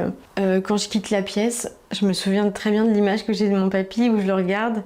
Et c'est horrible, j'ai l'impression que je savais que c'était la dernière fois que je le voyais. Je sais pas, c'était étrange. Et là, on m'appelle... on m'envoie un texto le 26 décembre pour me dire... mon père m'envoie un message le 26 décembre pour me dire... puis mon père, quand il envoie des messages, je suis très... limite, il va te mettre un cordialement à la fin, tu vois. Sache que ton grand-père est décédé ce matin suite à son opération, comme prévu d'un... Quoi ? Donc déjà, je sais pas trop comment réagir. Je me dis, mais quelle opération, tu vois.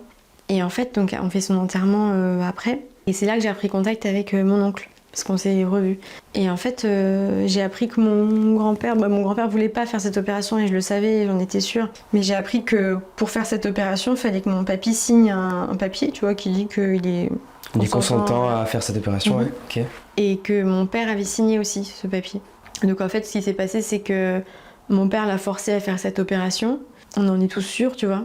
Et pendant cette opération, je sais plus combien, enfin, tu sais, c'est en pourcentage, mais en fait, mon papy avait pas de chance de survivre à ce truc-là. Enfin, il était trop faible pour survivre à une opération. Et moi, mon papy m'a toujours dit qu'il voulait mourir tranquille chez lui, pas du tout comme ça. Donc il fait cette opération, il décède. Et genre dans l'après-midi, tu vois, l'opération était le matin. J'en sais rien, je vais te dire une connerie, mais il est mort, il est décédé à 13h. À 13h30, avant d'aller à l'hôpital, mon père va pas à l'hôpital, il va chez mon grand-père prendre le reste de ce qu'il peut trouver, de l'argent, des trucs de valeur. Il repasse même pas à l'hôpital. Il va dépouiller son appart. Et même, tu vois, sur son héritage et tout, je sais que... Enfin, du coup, on n'en parle pas trop avec mon oncle parce qu'il veut pas... Enfin, il est plus réservé sur cette partie-là et je pense qu'il veut pas avoir de problème et tout. Tout le monde craint mon père tellement que du coup, personne n'ose rien faire contre lui. Puis tout le monde sait qu'il a pas de limite, en fait. Donc si demain tu vas porter plainte contre lui, le mec il va pouvoir inventer un truc de ouf et je sais pas, il arrive tellement à retourner son petit monde que tout le monde a peur de lui. Même sur l'héritage, il fait encore n'importe quoi et il essaye de prendre le moindre truc qui reste. Comment tu le décrirais? Est-ce que pour toi c'est un pervers narcissique, un psychopathe, un tueur? Parce qu'il a quand même, mais en vrai... Franchement, moi je me suis toujours dit, si demain j'apprends que mon père a tué ma belle-mère ou a tué quelqu'un, mais ça m'étonnerait pas du tout. Vraiment, je te jure, je serais pas étonnée. Mais du coup, après, je suis pas experte dans les termes, tu vois, je me suis pas assez renseignée sur ce qu'était un pervers narcissique, un psychopathe, tout ça, mais pour moi, il a tous les vices, quoi. Il coche toutes les cases, j'ai l'impression. Enfin, les gens, n'hésitez pas à nous dire en commentaire, vous, ce que vous en pensez de son cas un petit peu psy. Mais en tout cas, moi, je suis pas assez calée là-dessus, mais c'est... Là même, honnêtement, c'est pour ça que je demande aux gens. Peut-être que les gens seront beaucoup plus calés que nous. Mais ouais, non, là, il coche quand même pas mal de cases. Ouais. Oui. Est-ce que tu vas essayer de dénoncer ton père à la police, ou à des adultes? Ça va un peu avec ce que je disais tout à l'heure, dans le sens où tout le monde le craint et personne ne fait rien, etc. Moi, en fait, je vais pas mentir, j'ai encore un peu peur de lui, tu vois. Genre, quand je retourne dans la ville où il habite, tout ça, j'ai un peu peur de le croiser. Donc, je pense que je vais aller porter plainte. Ma mère, du coup, m'a proposé son aide. Elle m'a dit qu'elle pouvait témoigner avec moi, qu'elle pouvait m'accompagner. Parce qu'en fait, j'ai super peur d'aller à la police, d'aller porter plainte. En fait, j'ai peur du côté un peu inhumain du truc, ou qu'on me dise oui, bah là vous me racontez ça, mais en fait vous avez des preuves. Et j'ai trop peur de ça. J'ai trop peur de mal réagir, parce que j'ai déjà au fond de moi ce sentiment d'injustice, et du coup j'ai peur de me le reprendre comme ça, pleine face, par justement la justice, tu vois. J'ai vraiment peur de ça, donc je le ferai pas toute seule. T'as des preuves ou pas, du coup, ou non J'ai les témoignages de tout le monde, quoi, de ma mère, okay. de mes belles-mères, mais c'est pareil, je pense qu'elles sont... Enfin, pas ma mère, mais mes belles-mères, tu vois, j'ai essayé d'en recontacter une, là, il y a pas longtemps, par courrier, parce que j'avais pas son numéro, tout ça, et elle m'a jamais répondu. Je pense que si je creuse, je pourrais recueillir les témoignages, mais il faut vraiment du courage aux gens pour parler, pour dénoncer une personne comme ça qui peut te faire beaucoup de mal. Parce que, mon père... si demain il apprend que je l'ai dénoncé à la police et tout, il est capable de trouver mon lieu de travail, de venir sur mon lieu de travail, soit de balancer des fausses accusations ou de venir juste me frapper, tu vois. Ou même faire pire, ce qu'il a déjà fait. Bah oui. Je me dis, écoute, j'essaye de vivre pas trop dans la peur et en fait, arrivera ce qui arrivera, tu vois. Moi, j'en peux plus de vivre dans le silence et de garder tout ça pour moi. C'est juste horrible, quoi. T'as bien raison, déjà là, c'est bien d'en parler. C'est vraiment une preuve énorme de courage, là. Vraiment, c'est incroyable et tu verras, les gens te diront ça aussi. Écoute, on espère que la plainte va aboutir, être... Ouais, c'est ma prochaine étape, ouais. Franchement, je travaille beaucoup sur moi, là, pour déjà vivre avec mes traumas, aller mieux, tout ça. Je prends la parole et c'est vrai que la prochaine étape, ça serait bien que j'aille porter plainte, ou déposer, quoi. Et tu viendras au courant comme ça. Ouais, de la suite, c'est ça. Après, les process sont longs, j'ai l'impression aussi. Avec la justice, française, c'est hyper long, ouais. Mais bon, déjà si je le fais, franchement, je serais trop fière de moi, quoi. Je me dirais, ça m'enlèverait un poids sur les épaules, quoi. Je me dirais, c'est bon, j'en ai été capable. T'as gagné, quoi. Ouais. Ouais. Donc ton père, non, j'allais poser justement cette question-là, qui va avec la première. Est-ce que du coup ton père a été condamné pour ces faits-là? J'imagine que non. Non. Par contre, là en ce moment, en fait j'ai entendu mon frère m'a dit ça, parce que du coup mon frère a plus de contact avec lui, et je l'ai revu il y a pas longtemps. Mon frère, pareil, on s'était pas parlé pendant méga longtemps, et là on s'est revu genre la semaine dernière. C'était trop étrange, mais bon voilà. Et il m'a dit qu'il y avait une assistante sociale qui était passée chez lui pour violence contre ma demi-sœur, qui est genre en 6e quoi. Enfin, je sais pas si du coup elle a eu des bleus sur le corps et du coup ça s'est vu, mais en fait ça m'a, du coup j'ai trop la haine, tu vois. Je me dis c'est pas possible qu'il continue à vivre comme ça. C'est un véritable monstre de film là, c'est terrible. Mais donc il a pas été condamné et ça m'énerve. Genre, tu sais, c'est les trucs où tu te dis c'est pas possible quoi, que le mec soit encore sans problème. Tu te demandes comment c'est possible. À quel âge tu vas commencer à avoir tes premières relations amoureuses? Alors je rencontre mon premier copain quand j'ai 17. En tout cas, c'est l'année où je vais sur ma terminale. Donc là, à ce moment-là, je suis dans le sud. Ce copain, je le rencontre en vacances parce que du coup, je suis partie avec ma meilleure amie. Les parents de ma meilleure amie m'ont invitée en vacances parce que moi, mes parents, voilà, ils s'occupaient pas de moi. Et là, je rencontre ce mec. Donc c'était un peu le beau gosse du truc, le mec trop sympa. Et en fait, moi, je m'en foutais complet. Et du coup, on a commencé à parler, tout ça. Il s'est intéressé à moi. Et moi, je me suis dit, mais waouh, genre c'est possible que quelqu'un soit gentil comme ça avec moi, qu'on me trouve belle, qu'on me drague et tout. Pour moi c'était un truc de fou, tu vois, parce que je te dis, à chaque fois mon père il me faisait des remarques sur mon physique, sur mon poids, sur tout. Et du coup j'étais super flattée. Et j'ai commencé à voir ce garçon, en fait on est sortis ensemble presque 1 an. Et du coup je l'ai vu, en fait au bout de 4 mois, je l'ai présenté à mon père. Qui a réagi comment? Qui a très très mal réagi. Au début, quand je l'ai présenté, il a pas mal réagi. Ils se sont rencontrés. Mon copain était venu, mon ex-copain était venu 2 jours chez mon père. À Orléans, du coup on s'est retrouvés à Orléans. Et mon père, tranquille, ah oui, super, t'es super sympa, machin, fais attention, c'est ma fille, nanana. Genre le père protecteur, tu sais, genre. Pas tellement, ouais. Non, mais quand je te dis que vraiment les apparences sont trompeuses, c'est le cas de le dire là. Ouais. Et en fait, le jour où donc ce copain est reparti faire les fêtes de famille chez lui, donc à Paris, mais vraiment, il a passé le pas de la porte. Mon père, pareil, j'ai vu son visage changer. Et là, moi, je suis restée 2 jours à subir des coups, des insultes. Mais quand je te dis des insultes, c'était des trucs du style t'es vraiment qu'une pute, à aller, je vais pas dire les termes, mais aller avec des mecs, avoir des relations sexuelles, en gros c'était ça, mais tu vois, dit en mode insulte. T'es qu'une traînée, j'ai envie de te cracher dessus, puis après il me crachait dessus. Il me mettait des coups de pied dans le ventre, des coups de poing. Et il y a une scène qui était horrible pour moi, c'est que la violence physique, en fait, c'est triste, mais je la supporte. Je la supporte. C'est physique, tu vois. Les bleus, ça disparaît, entre guillemets, on va dire. Mais les scènes comme ça, tristes, tu les retiens. Et en fait, j'étais par terre, donc à me prendre des coups de pied dans le ventre. Et je vois ma sœur passer, même ma demi-sœur passer dans le couloir à 4 pattes. Elle faisait du 4 pattes à cet âge-là. Et elle me regarde, genre, et elle pleure. Et lui, il arrêtait pas de me frapper, quoi. Et moi, la première truc que j'ai pensé, c'est de me dire, mais ferme la porte pour pas qu'elle voie, tu vois. Enfin, j'avais pas envie. Je me suis dit, mais la pauvre, elle va vivre dans ce milieu-là, elle aussi, tu vois. Et après, il va me dire, tu sais, moi, je contribue à tes besoins, je te donne de l'argent, je te donne tout ça, alors qu'il faisait rien, tu vois. Tu pars avec ce mec, tu peux plus compter sur moi. Et moi, dans ma tête, je me suis dit, mais en fait, je compte pas sur toi depuis le début. T'es juste violent, t'es juste dégueulasse avec moi. Ma mère, c'est pareil, je compte sur aucun de mes parents. Donc je l'ai regardé dans les yeux, je lui ai dit, mais c'est lui, en fait. Et là, il m'a mise dehors à Noël. Donc là, il te vire de ta maison. Il vire de la maison. Je me retrouve dans le froid avec ma petite valise. Et là, j'appelle ce copain. Et je lui dis, il m'a mise dehors. Il me dit, non, mais viens chez moi, viens chez ma famille. C'était à Orléans, donc je prends le train, je vais à Paris. Donc là, tu te dis, le bonheur, je vais vivre avec mon copain. Je me dis, mais après, j'étais quand même gênée de me dire, je vais passer les fêtes chez sa famille. C'est gênant, tu vois. Mais j'étais tellement soulagée de me dire, punaise, je suis enfin débarrassée de lui, quoi. Et donc, je passe les fêtes là-bas. Sa famille super accueillante, super chaleureuse avec moi. Lui, c'est toujours l'amour fou. Vraiment, il est trop gentil, ça se passe trop bien. Après les fêtes, moi, je repars à Nîmes. Lui, il reste à Paris. Donc à Nîmes où tu avais ton appartement où ton père là j'étais à l'internat. Loyer. Ouais. En fait l'année où mon père me payait un loyer en appartement c'était la première année. Et ensuite il a dit que c'était trop cher. Donc il m'a mis en internat la deuxième année. Sauf que l'internat c'était du lundi au vendredi. Et tous les week-ends j'étais dehors. J'étais pas à la rue parce qu'en fait vu que j'avais fait ma première année j'avais des copines et je leur avais expliqué.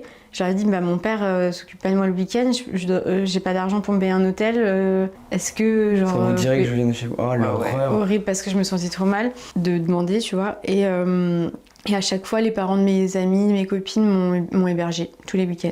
Mais mon père savait pas où j'étais. Enfin, vraiment, je lui aurais dit, je dors sous les ponts, il m'aurait dit, c'est pas mon problème. Donc, je me suis débrouillée comme ça 1 an.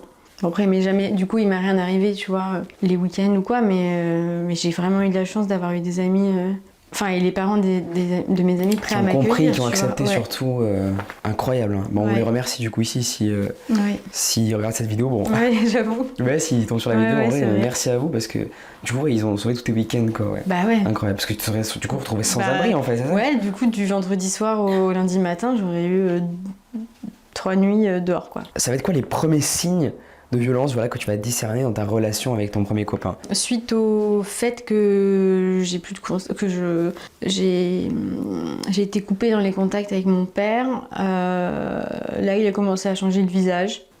C'était au début des crises de jalousie pour rien. C'était du chantage affectif, et en fait j'étais vachement dedans parce que déjà j'avais construit une relation sur les 4 premiers mois où on s'aimait de ouf, tu vois, et donc du coup j'étais vachement attachée à lui. Et en fait après petit à petit il a commencé à inverser le truc. Du coup c'était moi qui étais à fond avec lui et lui qui me faisait la misère, quoi. Et du coup il savait que j'avais pas d'attache ni de parents à qui me confier, ni d'amis vraiment à qui je pouvais tout dire, que j'avais pas confiance en moi, tout ça. Et il a commencé, comment ça a commencé, c'est qu'au début en fait lui quand il venait à Nîmes il prenait une nuit d'hôtel. Parce que du coup, vu qu'on n'habitait pas dans la même ville, il prenait une nuit d'hôtel. Et en fait, on faisait comme ça les 4 premiers mois. Sauf que sexuellement, il m'avait jamais rien... il m'a jamais rien demandé. Et puis même, moi, j'étais pas prête, tu vois. T'avais quel âge à ce moment-là J'avais, du coup, c'était... 17 ans, c'est ça, non? Ouais, 17, ouais. Oui, 17. T'étais encore mineur. Ouais, c'est vrai. Et lui, avait quel âge? Alors lui, il en avait 19 ou 20. Ok. Ouais, il était un peu plus âgé. Ok. Et du coup, c'est dans ces nuits d'hôtel-là qu'a commencé la violence. Au début, c'était des rapports où j'avais pas trop envie. Et en fait, il forçait le truc parce qu'en fait, physiquement, il était super grand, très costaud. Enfin, il devait faire 1m80, 90, une centaine de kilos, tu vois. Il me forçait à faire des trucs comme ça, mais j'acceptais. Enfin, j'avais pas envie, mais j'acceptais, tu vois. Et ça a commencé comme ça. Donc au début, c'est de la violence sexuelle. Et après, du coup, quand j'allais chez lui sur Paris, alors là, ça a dégénéré complet, quoi. Là, du coup, en fait, je me retrouvais chez lui, enfermée. Au début, c'était des coups, parce que, selon lui, j'avais regardé un mec dans la rue, ou j'en sais rien, des excuses pourries comme ça. Alors que lui, tu vois, clairement, se permettait d'aller draguer des filles devant moi, de prendre leur numéro et tout. Ouais, pour lui, c'était pas grave, lui, il avait le droit, tu vois. Je me souviens une fois où il était parti demander à des meufs sur la plage d'aller lui mettre de la crème solaire dans le dos. Mais il me regardait en mode vraiment pour me faire du mal et j'étais là en mode mais c'est horrible, genre c'est pas possible. Et bref, donc les coups ont commencé comme ça chez lui. Et si je disais non à un truc, c'est pareil, je me prenais... Des fois, c'était des pincements, mais vraiment très fort. Du coup, j'avais des bleus, tu vois, mais ça faisait super mal. Ouais, il me pinçait. Tu sais, en mode... Pourquoi? Parce que ça le faisait rire, c'est ça? Ouais, tu sais, en mode je te pince sans te faire mal. Et en fait, je te regarde dans les yeux et j'appuie très fort, tu vois. Et là, t'as vraiment mal. Et donc, ça pouvait être des petits trucs comme ça. Et des fois, ça partait en vrille parce que j'osais répondre un peu. Et là, mais il se lâchait, c'était des coups de poing, je te disais tout à l'heure, aujourd'hui j'ai 4 couronnes au niveau des dents. Mais tu m'as dit que t'as perdu des dents, t'as fissuré des dents et tout. Ouais, ça, il m'a fissuré des dents. Ça, plus le fait que du coup, pendant 2 ans, même plus, j'avais pas d'argent pour aller... Enfin, mon père me donnait pas d'argent pour aller chez le dentiste, chez le médecin, tout ça. En plus, ça s'est infecté, des trucs, franchement... Quand je revenais à l'internat, mes copines me disaient « Mais Sam, t'es couverte de bleu ». J'avais des bleus partout, j'avais des traces de morsures partout. J'étais couverte de bleu et moi je me souviens qu'à ce moment-là j'étais dans le déni, j'étais en mode mais non c'est bon, ça se voit à peine, il a pas fait exprès, il s'est pas contrôlé, c'est bon quoi, c'est pas grave.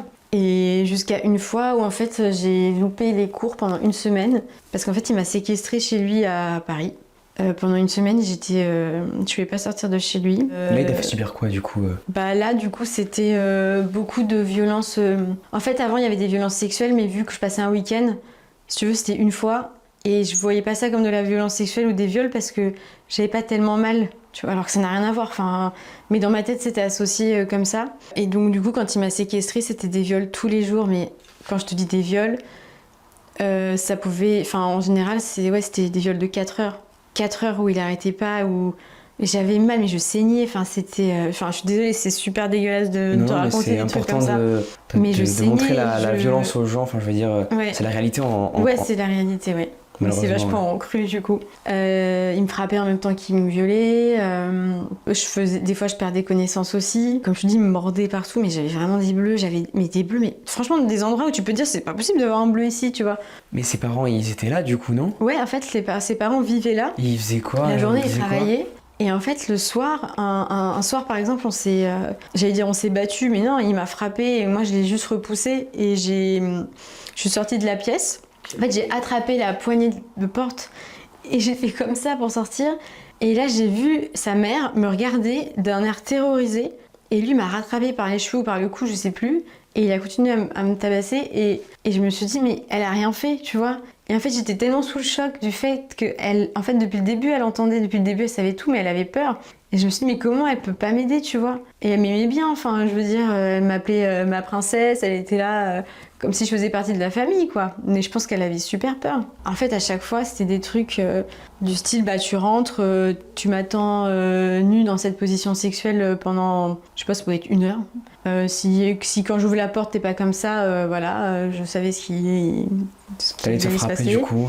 C'était position sexuelle ou position un peu, enfin, de truc de soumis, quoi. Genre, des fois, il me demandait de l'attendre à 4 pattes par terre. Et genre, lui, vraiment, il venait et il posait sa bière, il mettait ses pieds, genre vraiment, il m'a détruit psychologiquement, quoi. C'était pour lui vraiment un objet, hein. C'est horrible de dire ça. Hein. Mais en fait, j'avais peur de mourir si jamais si jamais je n'allais pas... Enfin, si jamais j'acceptais pas le truc, il pouvait être tellement violent. La nuit, il me réveillait en m'étranglant. J'avais peur de dormir, tu vois, parce que je savais pas ce qu'il allait se passer. Je savais pas son état d'esprit. J'étais en hyper vigilance constante, tu vois. Et encore aujourd'hui, dès que je suis avec du monde, je suis toujours dans comment telle personne elle va réagir, quand machin, parce qu'en fait, j'ai toujours peur d'une mauvaise réaction. Et bref, ouais, il me réveillait en m'étranglant, il me crachait dessus tout le temps, enfin... ouais, plusieurs fois, bon, bah voilà, j'ai fini la tête... Enfin, je saignais au niveau du nez, il m'a arraché des cheveux... Enfin, non, mais franchement... Mais c'est un psychopathe, mais... un psychopathe. Là, t'avais vraiment un père et un copain. Ouais. Enfin, je sais même pas si on peut appeler ça un petit copain, honnêtement. C'est un intrus, là, dans tout ça. Psychopathe, quoi. Des 2 gars fous psychopathes, quoi. Et même, tu m'as raconté... Bon, évidemment, c'est une partie sensible, donc âme sensible à s'abstenir, même si j'aurais évidemment une prévention, je pense, au début de la vidéo. Ton copain, du coup, il va du coup se masturber dans un pot Nutella. Ouais, c'est ça. Pour après te le faire manger. Ouais, c'est ça. Et tout le temps, en fait, je devais faire des trucs comme ça. C'est horrible. Et voilà, et c'était pas le pire. Des fois, il m'appelait en FaceTime en train d'avoir un rapport sexuel avec une autre nana, tu vois. Et quand il rigolait, Quand il m'appelait? Ouais, il faisait quoi? En fait, ça me faisait rire. Posait le téléphone. Non, bah c'était juste méchant, tu vois. Il posait le téléphone dans un coin de la pièce, il faisait son truc. Là, sûrement que la meuf n'était pas au courant. Oh, donc il voulait une fille à son il insu. savait que j'étais à sa merci, tu vois. En fait, il m'a détruit, mais j'ai l'impression que, tu vois, enfin après mes potes me l'ont dit, mes potes de l'internat du coup, elles m'ont dit, Sam, t'étais une coquille vide en fait. T'étais là, mais t'es pas là. Enfin, je pense qu'il m'avait totalement... Il t'a reset le cerveau, quoi. Ouais, je savais même plus qui, tu vois, j'avais plus de personnalité, j'étais là, à sa merci, quoi, vraiment. T'es forte, hein. Franchement, là, pour témoigner de ça, c'est assez impressionnant. Comment tu vas trouver la force de le quitter, cet homme? Alors, faut savoir qu'après le lycée, du coup, donc j'ai eu mon bac vraiment genre 10,2 parce qu'en fait, je pouvais pas travailler. Je t'ai dit, j'étais une super bonne élève, mais avec lui, je pouvais pas. Évidemment. Et merci, j'ai eu mon bac parce que franchement, j'aurais même pas eu le courage d'aller repasser les rattrapages. Et du coup, je suis montée sur Paris parce que, pareil, je savais pas quoi faire dans mes études. Et puis, de toute façon, mes parents n'allaient pas me payer des études ou quoi. Donc, j'étais là, maintenant, faut que je travaille. Donc, je suis montée sur Paris. J'ai fait de la restauration pendant 2 ans. Et en fait, en montant sur Paris, je me suis trouvé une colocation avec une fille.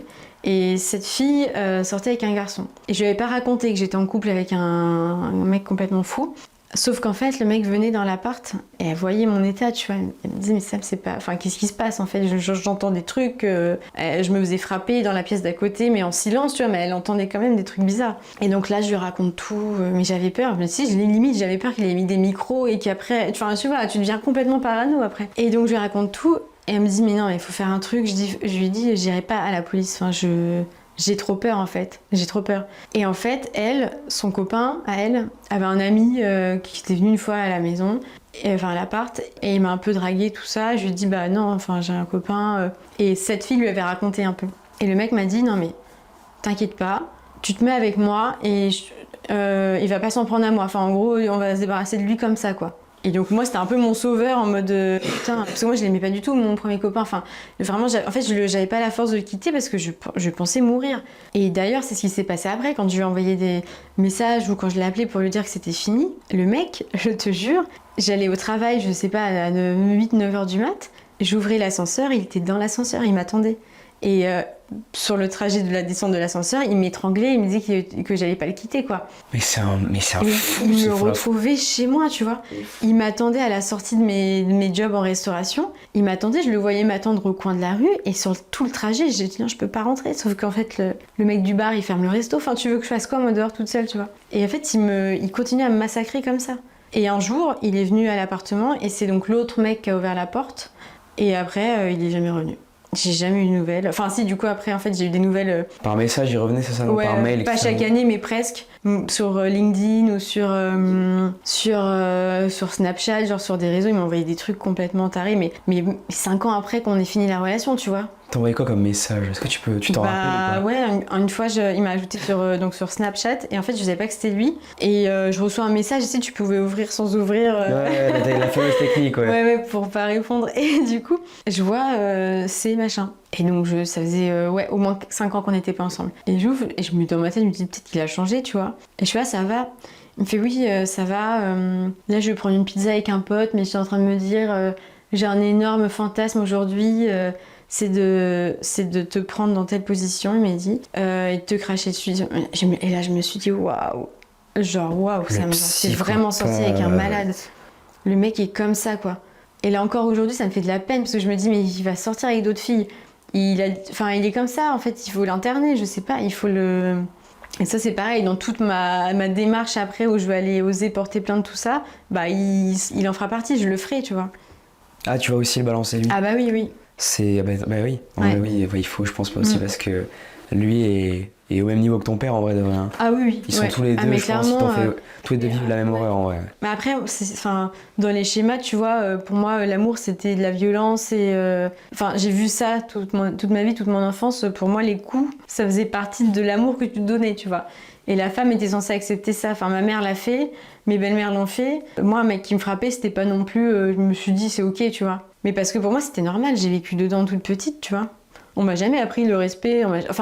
À se respecter soi-même, on m'a jamais appris ça, tu vois. As-tu après ça des relations positives? Après cette première expérience horrible, quoi. Des relations intimes, du coup? Pas forcément intimes, ou est-ce que t'as eu d'autres copains ou ça s'est bien passé, quoi, finalement, après? Bah, en fait, après, j'ai eu des longues périodes où j'ai vu personne. Parce que je voulais pas... pour moi, j'associais les hommes à ça, quoi. La violence, maltraitant, c'est terrible. Bah, ce fameux copain après qui m'a sauvée du premier. Lui, du coup, ça a donné quoi finalement? Bah, en fait, lui, c'était plus de la violence psychologique. C'était des rapports non consentis de mon côté aussi tout le temps. C'est pas possible. Pendant presque 1 an, mais c'était moins pire que l'autre. Donc en fait, moins pire ça se dit pas, mais c'était moins pire que le premier. Donc en fait, pour moi, c'était ok. Et un jour, il m'a mis une droite. Et en fait, j'ai rien dit. Et le lendemain, il est parti travailler, j'ai pris mes affaires, j'ai dit c'est mort. Mais il faut le balancer à lui aussi, tant qu'on y est en fait. Ouais, c'est vrai, mais tu vois, j'y pense même pas parce que je me dis, c'est pas. Lui, c'est le. Non, c'est pas normal qu'un mec te foute une droite. Non, mais bien sûr, je sais, mais. Et même qu'un mec t'insulte, On te rabaisse, c'est pas normal. Rien n'est normal. Faudrait pas banaliser ça. Faut vraiment le dire aux gens aussi. Non, c'est pas normal. Si quelqu'un vous frappe, que ce soit un garçon, une femme, n'importe qui, même si vous êtes un homme et que vous vivez ça, c'est votre femme qui vous frappe, ça n'a aucun. C'est pas du tout bon, quoi. C'est pas du tout légal finalement. Toute forme de violence n'est pas du tout légale, quoi. Et donc après, non, j'ai eu quelques relations. J'en ai eu une qui a duré 2 ans où en fait c'était un garçon très gentil. Et juste ça m'a suffi, j'étais là en mode waouh, c'est ça la vie, genre c'est vraiment, mais tu sais, des fois je pleurais de joie, mais pour rien, juste parce que j'étais juste apaisée d'être avec un mec gentil. C'est incroyable. Sauf qu'avec le temps, je me suis rendu compte qu'on n'avait pas les mêmes ambitions de vie, etc. Et donc on s'est séparés. Et après, j'ai eu 2 autres petites relations, mais pareil, les mecs me respectaient pas. Du coup, j'ai arrêté. Mais je te cache pas que c'est très dur d'avoir une relation aujourd'hui avec quelqu'un, que ça soit sur le fait d'accorder sa confiance. Puis je suis parano en fait. Je me dis, je suis parano pour tout maintenant. Donc j'ai beaucoup de mal là-dessus. Et même le contact physique, c'est super dur, quoi. Enfin, du coup, les personnes victimes de violences, de viols, etc. le savent. Quand on a vécu ça, ton corps, pour avoir des relations sexuelles après, c'est compliqué. Est-ce que tu t'imagines en fait tes anciens peut-être partenaires? En fait, ton corps se contracte. Et quand tu as une relation sexuelle, par exemple, quand tu es une fille, tu vas avoir super mal. Tu vas même saigner tout le temps, alors qu'en fait, tu sais pas pourquoi. Mais c'est ton corps qui réagit, qui réagit. Et t'as le trauma le traumatisme, tu l'as dans la tête, dans ta manière de faire, mais ton corps aussi réagit au trauma. C'est compliqué. En vrai, je te souhaite vraiment de trouver l'homme idéal, vraiment qui te corresponde dans tout et qui n'est pas violent. Oui, vraiment, toute forme de violence, c'est pour vrai, là, j'en rêve pour toi, sincèrement. Ouais, moi aussi. Vraiment, j'en rêve pour toi. Et je rêve que tu m'envoies un message un jour. Tu me dises, Léo, c'est bon. Juste, c'est bon. Je comprendrai. C'est le mot de code. Tu m'enverras juste, c'est bon. Je comprendrai, ok. J'espère. Donc, pour recontextualiser aux gens, tu as vécu du coup les attentats du Bataclan en étant serveur dans un bar à côté. Est-ce que tu peux nous raconter un petit peu cette période, du moins cette soirée qui a marqué ta vie, hein? Tu t'en souviens encore? Voilà, le commencement jusqu'à la fin de cette dramatique soirée, est-ce que tu peux nous raconter un petit peu? Alors je me souviens, je travaillais donc dans un bar à côté de République, du coup. Pour ceux qui connaissent un peu, c'est à côté du Bataclan. Et je me souviens, le bar avait été réservé pour un anniversaire. En fait, c'est un groupe de copains qui avait réservé pour privatiser un peu l'espace du restaurant, voilà. Et la terrasse, c'était pour les gens qui n'avaient pas réservé. L'intérieur était réservé. Et là, il y a un espèce de mouvement de foule. Mais enfin, quand je te dis c'est un énorme mouvement de foule. Tu vois des gens courir dans le même sens, tu vois. Mais au point où ils te renversent la terrasse. Et franchement, des terrasses, tu sais, les tables de terrasse, elles sont super lourdes. Enfin, pour les bouger, faut y aller. Donc le truc totalement retourné, les gens qui crient barricadez-vous, ça tire et tout. Alors moi, tétanisée, je suis là, je peux plus bouger. Qu'est-ce qui se passe, quoi? Le mec qui avait le bar à ce moment-là comprend pas trop, mais il est là en mode qui veut rester, qui sort. Donc, parce qu'en fait, on allait fermer les rideaux en métal, enfin en ferraille. Donc, t'as quelques personnes qui sont restées avec nous, mais la majorité sont parties. Et là, on s'est barricadés. Et en fait, je sais plus si c'est sur le téléphone ou quoi, mais on a eu une alerte. Du coup, attentat, machin, sortez pas de chez vous, voilà. Et donc moi, pareil, j'étais là, je savais pas quoi faire. J'étais en mode je peux plus bouger. Et en fait, ce qu'on a fait, c'est que derrière le bar, il y avait une espèce de trappe en dessous pour aller dans la cave où on rangeait tous les alcools, tout ça. Donc on est allé là. Et là, on entend, c'est horrible, ça passe du mouvement de foule à un vide total. T'entends pas un bruit. Dans les rues, t'entends plus un bruit. C'est horrible. Et t'as des frissons et tout, tu te dis mais qu'est-ce qui se passe? À tout moment, il y a un coup de feu qui part. Et là, t'entends des sirènes. T'entends des sirènes. Et là, on se regarde tous et tout. Moi, je me souviens, à ce moment-là, je m'étais dit, ça me pleure pas. Parce que je pleure jamais, en fait. Et là, j'avais envie de pleurer. Et je me suis dit, non, sois forte. Parce que là, on était 5, tu vois, dans le bar à tout casser. Et j'étais là, mais tu pleure pas parce que on doit tous se soutenir en fait là. Ça c'est fort hein, d'avoir cette. Ah mais j'étais là mais tu sais ça me restait là à travers la gorge et tout et je pouvais pas parler et j'avais juste peur qu'on tire sur le truc quoi. Donc de là mon patron ouvre une bouteille de whisky tu vois. Ok donc lui il s'est mis bien. Bah lui il s'est dit là c'est trop chaud là faut boire un verre là sinon il allait péter un câble quoi. Du coup je bois du whisky mais alors moi je bois jamais ça donc c'est bon je trempe mes lèvres 3 fois, je suis en mode ok c'est bon, on va se calmer. Et en fait on est resté comme ça toute la nuit. Jusqu'à Bah, L'arrivée de la police? Mais non, même pas. En fait, on n'avait pas de nouvelles, on savait pas quoi faire. Pareil, en fait, il y avait zéro bruit dans tout Paris. Et à un moment, on s'est dit... En fait, on était avec le comptable du resto qui avait une voiture. Et il nous a dit, bah attendez, je vous ramène chez vous. Mais c'était horrible parce que du coup, on a ouvert le truc. On était là, on a regardé. Mais un truc de mort-vivant, quoi. Il y avait personne. La voiture, elle était vraiment garée à côté. On va à la voiture. Et là, on est les seuls dans Paris en voiture. Enfin, Ah ouais. Il y avait personne. Un film de zombies, quoi, oui. comme dans les apocalypses zombies. Mais vraiment, ça faisait trop flipper. Donc je rentre chez moi. Je sais même pas si je dors ou quoi. Honnêtement, je me rappelle plus. Seul truc que je me rappelle, c'est que le lendemain, j'arrivais plus à bouger. J'étais paralysée du dos. En fait, pour te dire, je pouvais même pas faire mes lacets. Mon dos s'était bloqué. J'avais tellement eu un choc que pendant une semaine, je sais même pas ce qui était bloqué. Enfin, physiquement, je suis pas assez calée pour te dire, mais j'arrivais plus à bouger. Ouais, je pense que c'est un réflexe de ton corps dû au traumatisme. Ouais, je pense qu'il y a eu une espèce de choc. Et c'était horrible parce que du coup, vu qu'on était un restaurant à côté, on connaissait beaucoup de clients du coup qui ont vécu ça encore de plus près. T'en as une qui était dans la foule. Elle s'est cachée sous les corps du coup pour survivre. Elle a fait partie de ces gens-là. Et en fait, c'était une meuf totalement... Enfin, elle est toujours très sympa et tout, mais tu la vois aujourd'hui, il y a un truc qui s'est cassé chez elle, tu vois. Elle est ailleurs. Enfin, t'as l'impression que t'as un boulon qui a sauté. T'as un mec, pareil, on le connaissait. Lui, je sais pas où il était exactement, mais il était aussi très proche du truc. Alors lui, il est parti vivre dans un autre pays, tu vois. Du jour au lendemain, il s'est dit, je ne vis plus à Paris, c'est horrible. Moi, après ce truc au dos, tu vois, il n'y a rien eu, mais en fait, maintenant moins, mais à une période putain, dès que je prenais le métro, j'étais là en mode putain, ça se trouve, il y a un mec qui va tirer, il y a une bombe, il y a un truc, c'est horrible. Dès que t'es dans des lieux, même aujourd'hui, j'y pense, tu vois, je suis là. Bon, après, je pense que tout le monde, je sais pas à quel degré il pense, mais. Si moi, tu vois, hier, concert de Big Flo et Oli, tu vois, j'y pensé, je me suis dit, là, imagine, il y a un mec qui est passé à la sécu et qui a une bombe, tu vois, ça fait peur en vrai. Ouais, tu penses. À tout moment, il peut tuer tout le monde là. Mais c'est ça. Okay. Puis ça m'a fait tellement mal au cœur, peut-être pas le lendemain, mais le surlendemain, d'aller place de la République et de voir toutes les bougies allumées. Pour les personnes décédées, ouais, malheureusement, ouais. Ah, j'ai eu un truc, franchement, ça m'a. Je me suis dit, Sam, t'es pas dessus, quoi. Franchement, t'es pas dessus. On envoie toutes nos condoléances évidemment aux familles des victimes. Il ressemblait à quoi tes journées après ça? Tu faisais quoi en fait? Est-ce que t'as directement après ça travaillé? Est-ce que ton patron t'a directement appelé? Bon allez, on s'y remet vite. Ouais, je crois qu'on était fermés le lendemain et après on est parti, ouais. Pour oublier un peu ça. Mais en fait, moi j'étais tellement habituée à être en mode robot, tu vois. Focus, couper des émotions avec tout ce que j'ai vécu déjà avant, que j'étais là en mode ok. Je pouvais pas bouger mon dos, mais j'étais en mode je faisais de mon mieux, quoi. Enfin... En parlant de patron, tu vas me parler de ton patron. Alors on va pas parler de lui du coup. C'est pas celui-là qui t'a fait des actes horribles. Tu vas me raconter du coup par mail, comme je l'ai dit au début, que ton ancien patron, du coup pas lui, t'a violé. Ouais. Voilà. Est-ce que tu peux nous parler de cet incident, voilà, si t'en as envie, comme d'habitude. Je te force à rien, évidemment. Bien sûr. Voilà, si t'as envie d'en parler. Voilà, nous raconter un petit peu comment ça s'est passé, dans quel contexte, quand. Voilà. Ouais. Bah en fait, après ce bar-là, je crois que c'était pendant l'Euro 2016. Alors je suis pas du tout fan de foot et tout, mais je crois que c'était l'Euro 2016. Ouais, c'est ça, c'est 2016. Où il y a la Coupe du Monde 2018. Non, c'était 2016. 2016 ? Oui, c'est ça, 2016. En fait, j'ai travaillé dans un autre bar un peu plus touristique, parce que du coup, ça typsait plus. Donc, je travaille dans un autre bar. Et là, ambiance, voilà, c'est un bar.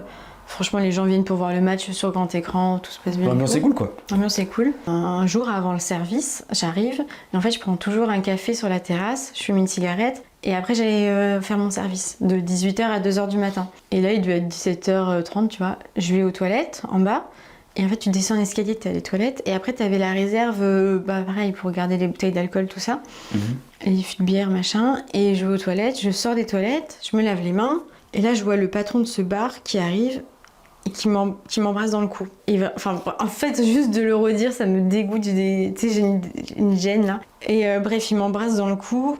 Et moi, j'ai tout de suite été tétanisée. Et je lui ai dit, du coup, je l'ai appelé par son prénom. Je lui ai dit, fais pas ça, arrête. Ou je sais plus ce que j'ai dit, mais un truc comme ça, débile quoi. Vraiment nul comme réaction. Et là, il me retourne, il me plaque contre le mur.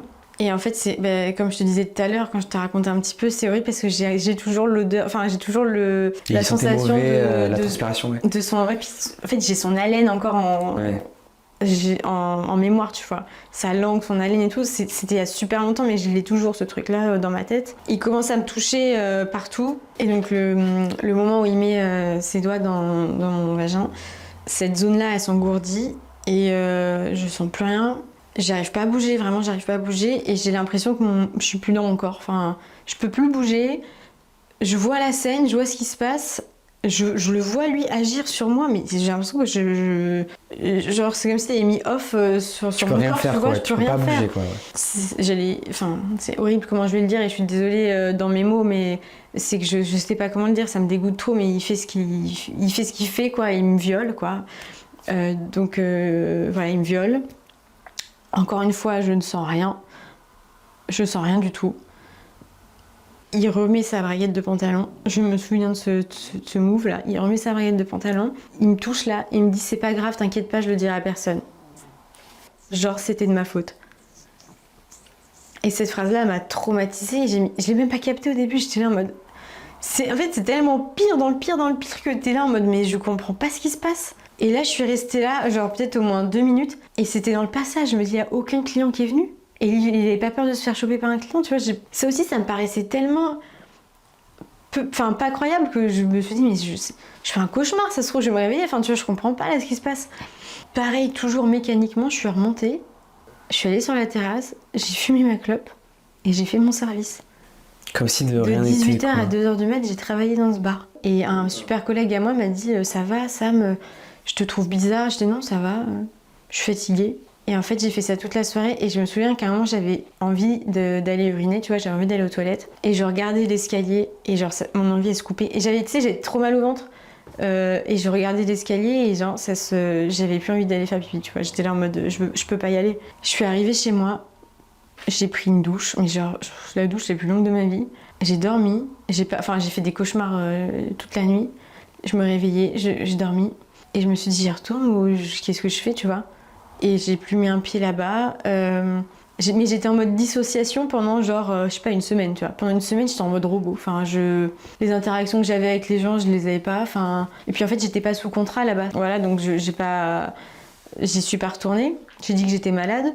Et ce qui est horrible dans tout ça, encore une fois, là, tu vas te dire, mais what the fuck, c'est que la première fois que j'en ai parlé à quelqu'un, c'était genre 1 an après.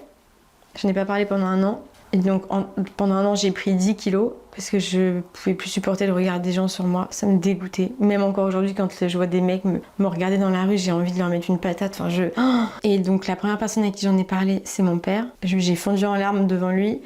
Je lui ai dit, papa, faut que je te dise un truc. Mon ancien patron m'a violée.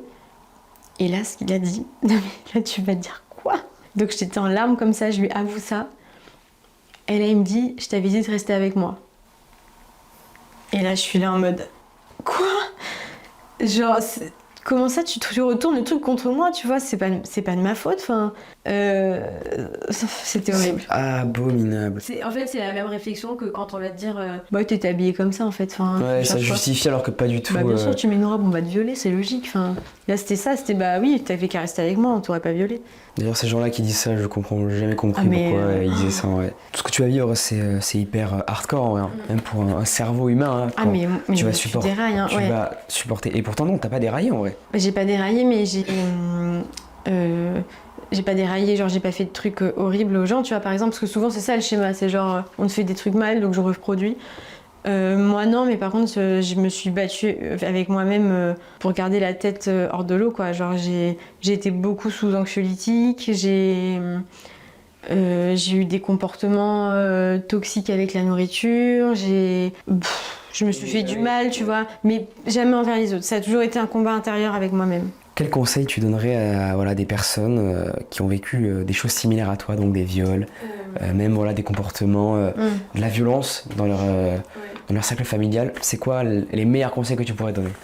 Déjà, quand tu vis ça, à l'intérieur de toi, tu peux ressentir un néant, un vide, tu vois. En plus de la honte, en plus de la culpabilité, de te dire putain, pourquoi j'ai pas vu ça? Pourquoi j'ai pas réagi? C'est tout un truc qui se mélange dans ton corps et dans ta tête. Et là, à ce moment-là, il faut pas se renfermer. Par contre, je conseille pas d'en parler à tout le monde non plus parce que mais pourquoi tu l'as pas quitté, il t'a frappé, mais quitte-le, enfin t'es bête ou quoi. Et en fait quand tu vis pas ça, tu peux pas comprendre. Donc il faut cibler les personnes assez matures et assez à même de comprendre ces sujets-là. Raconter ce que toi tu veux raconter aussi. Raconter, ça veut pas dire forcément tout raconter, tu vois. Tu peux raconter déjà un petit peu, mais en tout cas il faut sortir. Il faut pas laisser toutes ces émotions-là, la honte, la culpabilité, le vide, le mal-être, tout ça, il faut pas le laisser pourrir en toi, tu vois. Il faut parler avec des gens, et même si la première personne, tu vas dire, punaise, elle a eu une réaction nulle, bah tu parleras à la deuxième, à la troisième, à la 10e, à la 20e, il y en aura une dans tout l'eau qui va t'aider, tu vois. Mais il faut pas lâcher, il faut toujours avoir du courage. T'aimerais, toi, intervenir dans des écoles, dans des établissements pour sensibiliser les gens, pour leur raconter ton histoire, même s'ils ont des questions, si même des personnes ont vécu des choses comme ça dans la salle, les aider. T'aimerais faire ça toi ou ça te plairait? Enfin plairait, je veux dire, les aider finalement. Mais en fait oui, parce que comme je disais, en fait, tu te dis j'ai vécu tout ça, là j'en parle, mais en fait de tout ça, de toute cette pas de haine, mais de toute cette haine, tristesse, machin qui se mélange en toi, t'as envie d'en faire une force, tu vois. Donc du coup, t'as envie d'aider les gens qui vivent ça, t'as envie d'aider dans la reconstruction de gens qui ont vécu ça ou qui vivent ça. En fait, je sais pas, t'as plein de gens aujourd'hui qui sont dans ces schémas-là et des fois elles s'en rendent même pas compte. Enfin, je dis elles s'en rendent parce que souvent c'est des... Enfin aussi, que ce soit homme ou femme, pardon, les deux, t'as des gens qui vivent ça et qui sont dans le déni total. Et en fait, moi, j'ai envie d'aider que ce soit les enfants qui se font battre par leurs parents, qui vivent de l'inceste, les hommes ou les femmes qui se font frapper, qui se font violer. Et avant de venir te voir, du coup, j'avais pas conscience que juste témoigner, ça pouvait aider, en fait. Tu verras là, en vrai, cette vidéo va du coup faire peut-être des vues, hein. Je ne sais combien, mais bon, ça va faire en tout cas des vues. Et oui, parmi ces personnes-là, il y aura forcément des gens qui auront vécu peut-être 1% de ce que tu as vécu toi, ou 2, ou même plus peut-être. Et qui se retrouveront en toi et qui seront aidés. Toi, tu m'as dit que t'aimais bien écouter des trucs sur le développement personnel. Ouais. Voilà, c'est pareil pour ces gens, tu vois. Imagine-toi qu'ils vont t'écouter, ils vont faire putain, mais je suis pareil qu'elle. Et en fait, ouais, c'est possible comme de se reconstruire. Il y a vraiment une lueur d'espoir chez les gens. Là, tu vas créer vraiment un vrai truc cool, je pense. Et voilà, merci beaucoup. En vrai, c'est trop cool. Franchement. Écoute, je mettrai du coup ton mail que tu vas créer maintenant là. J'abuse de fou. Mais voilà, on va créer un mail du coup pour Samantha Pro. Ou voilà, vous pourrez la contacter si vous voulez qu'elle intervienne dans vos écoles, si voilà, il y a des maîtresses qui passent par là pour faire de la prévention, ça peut être vraiment intéressant, ou même voilà, je sais pas, des universités, n'importe quoi. Voilà, toi ça te plairait du coup des assos, voilà, n'importe quoi. Aider, franchement, j'aimerais trop me sentir utile quoi. Maintenant c'est bon, j'ai vécu des trucs nuls. Maintenant j'ai envie de me sentir utile, voilà. Merci Samantha, full bienveillance en commentaire, je vous connais, vous êtes incroyable, mais voilà, je tiens quand même à le préciser parce qu'on sait jamais, tu vois, voilà, soyez pas trop brusques en commentaire, comprenez voilà son témoignage, etc. Je vous fais des gros bisous et on se dit à très vite, salut.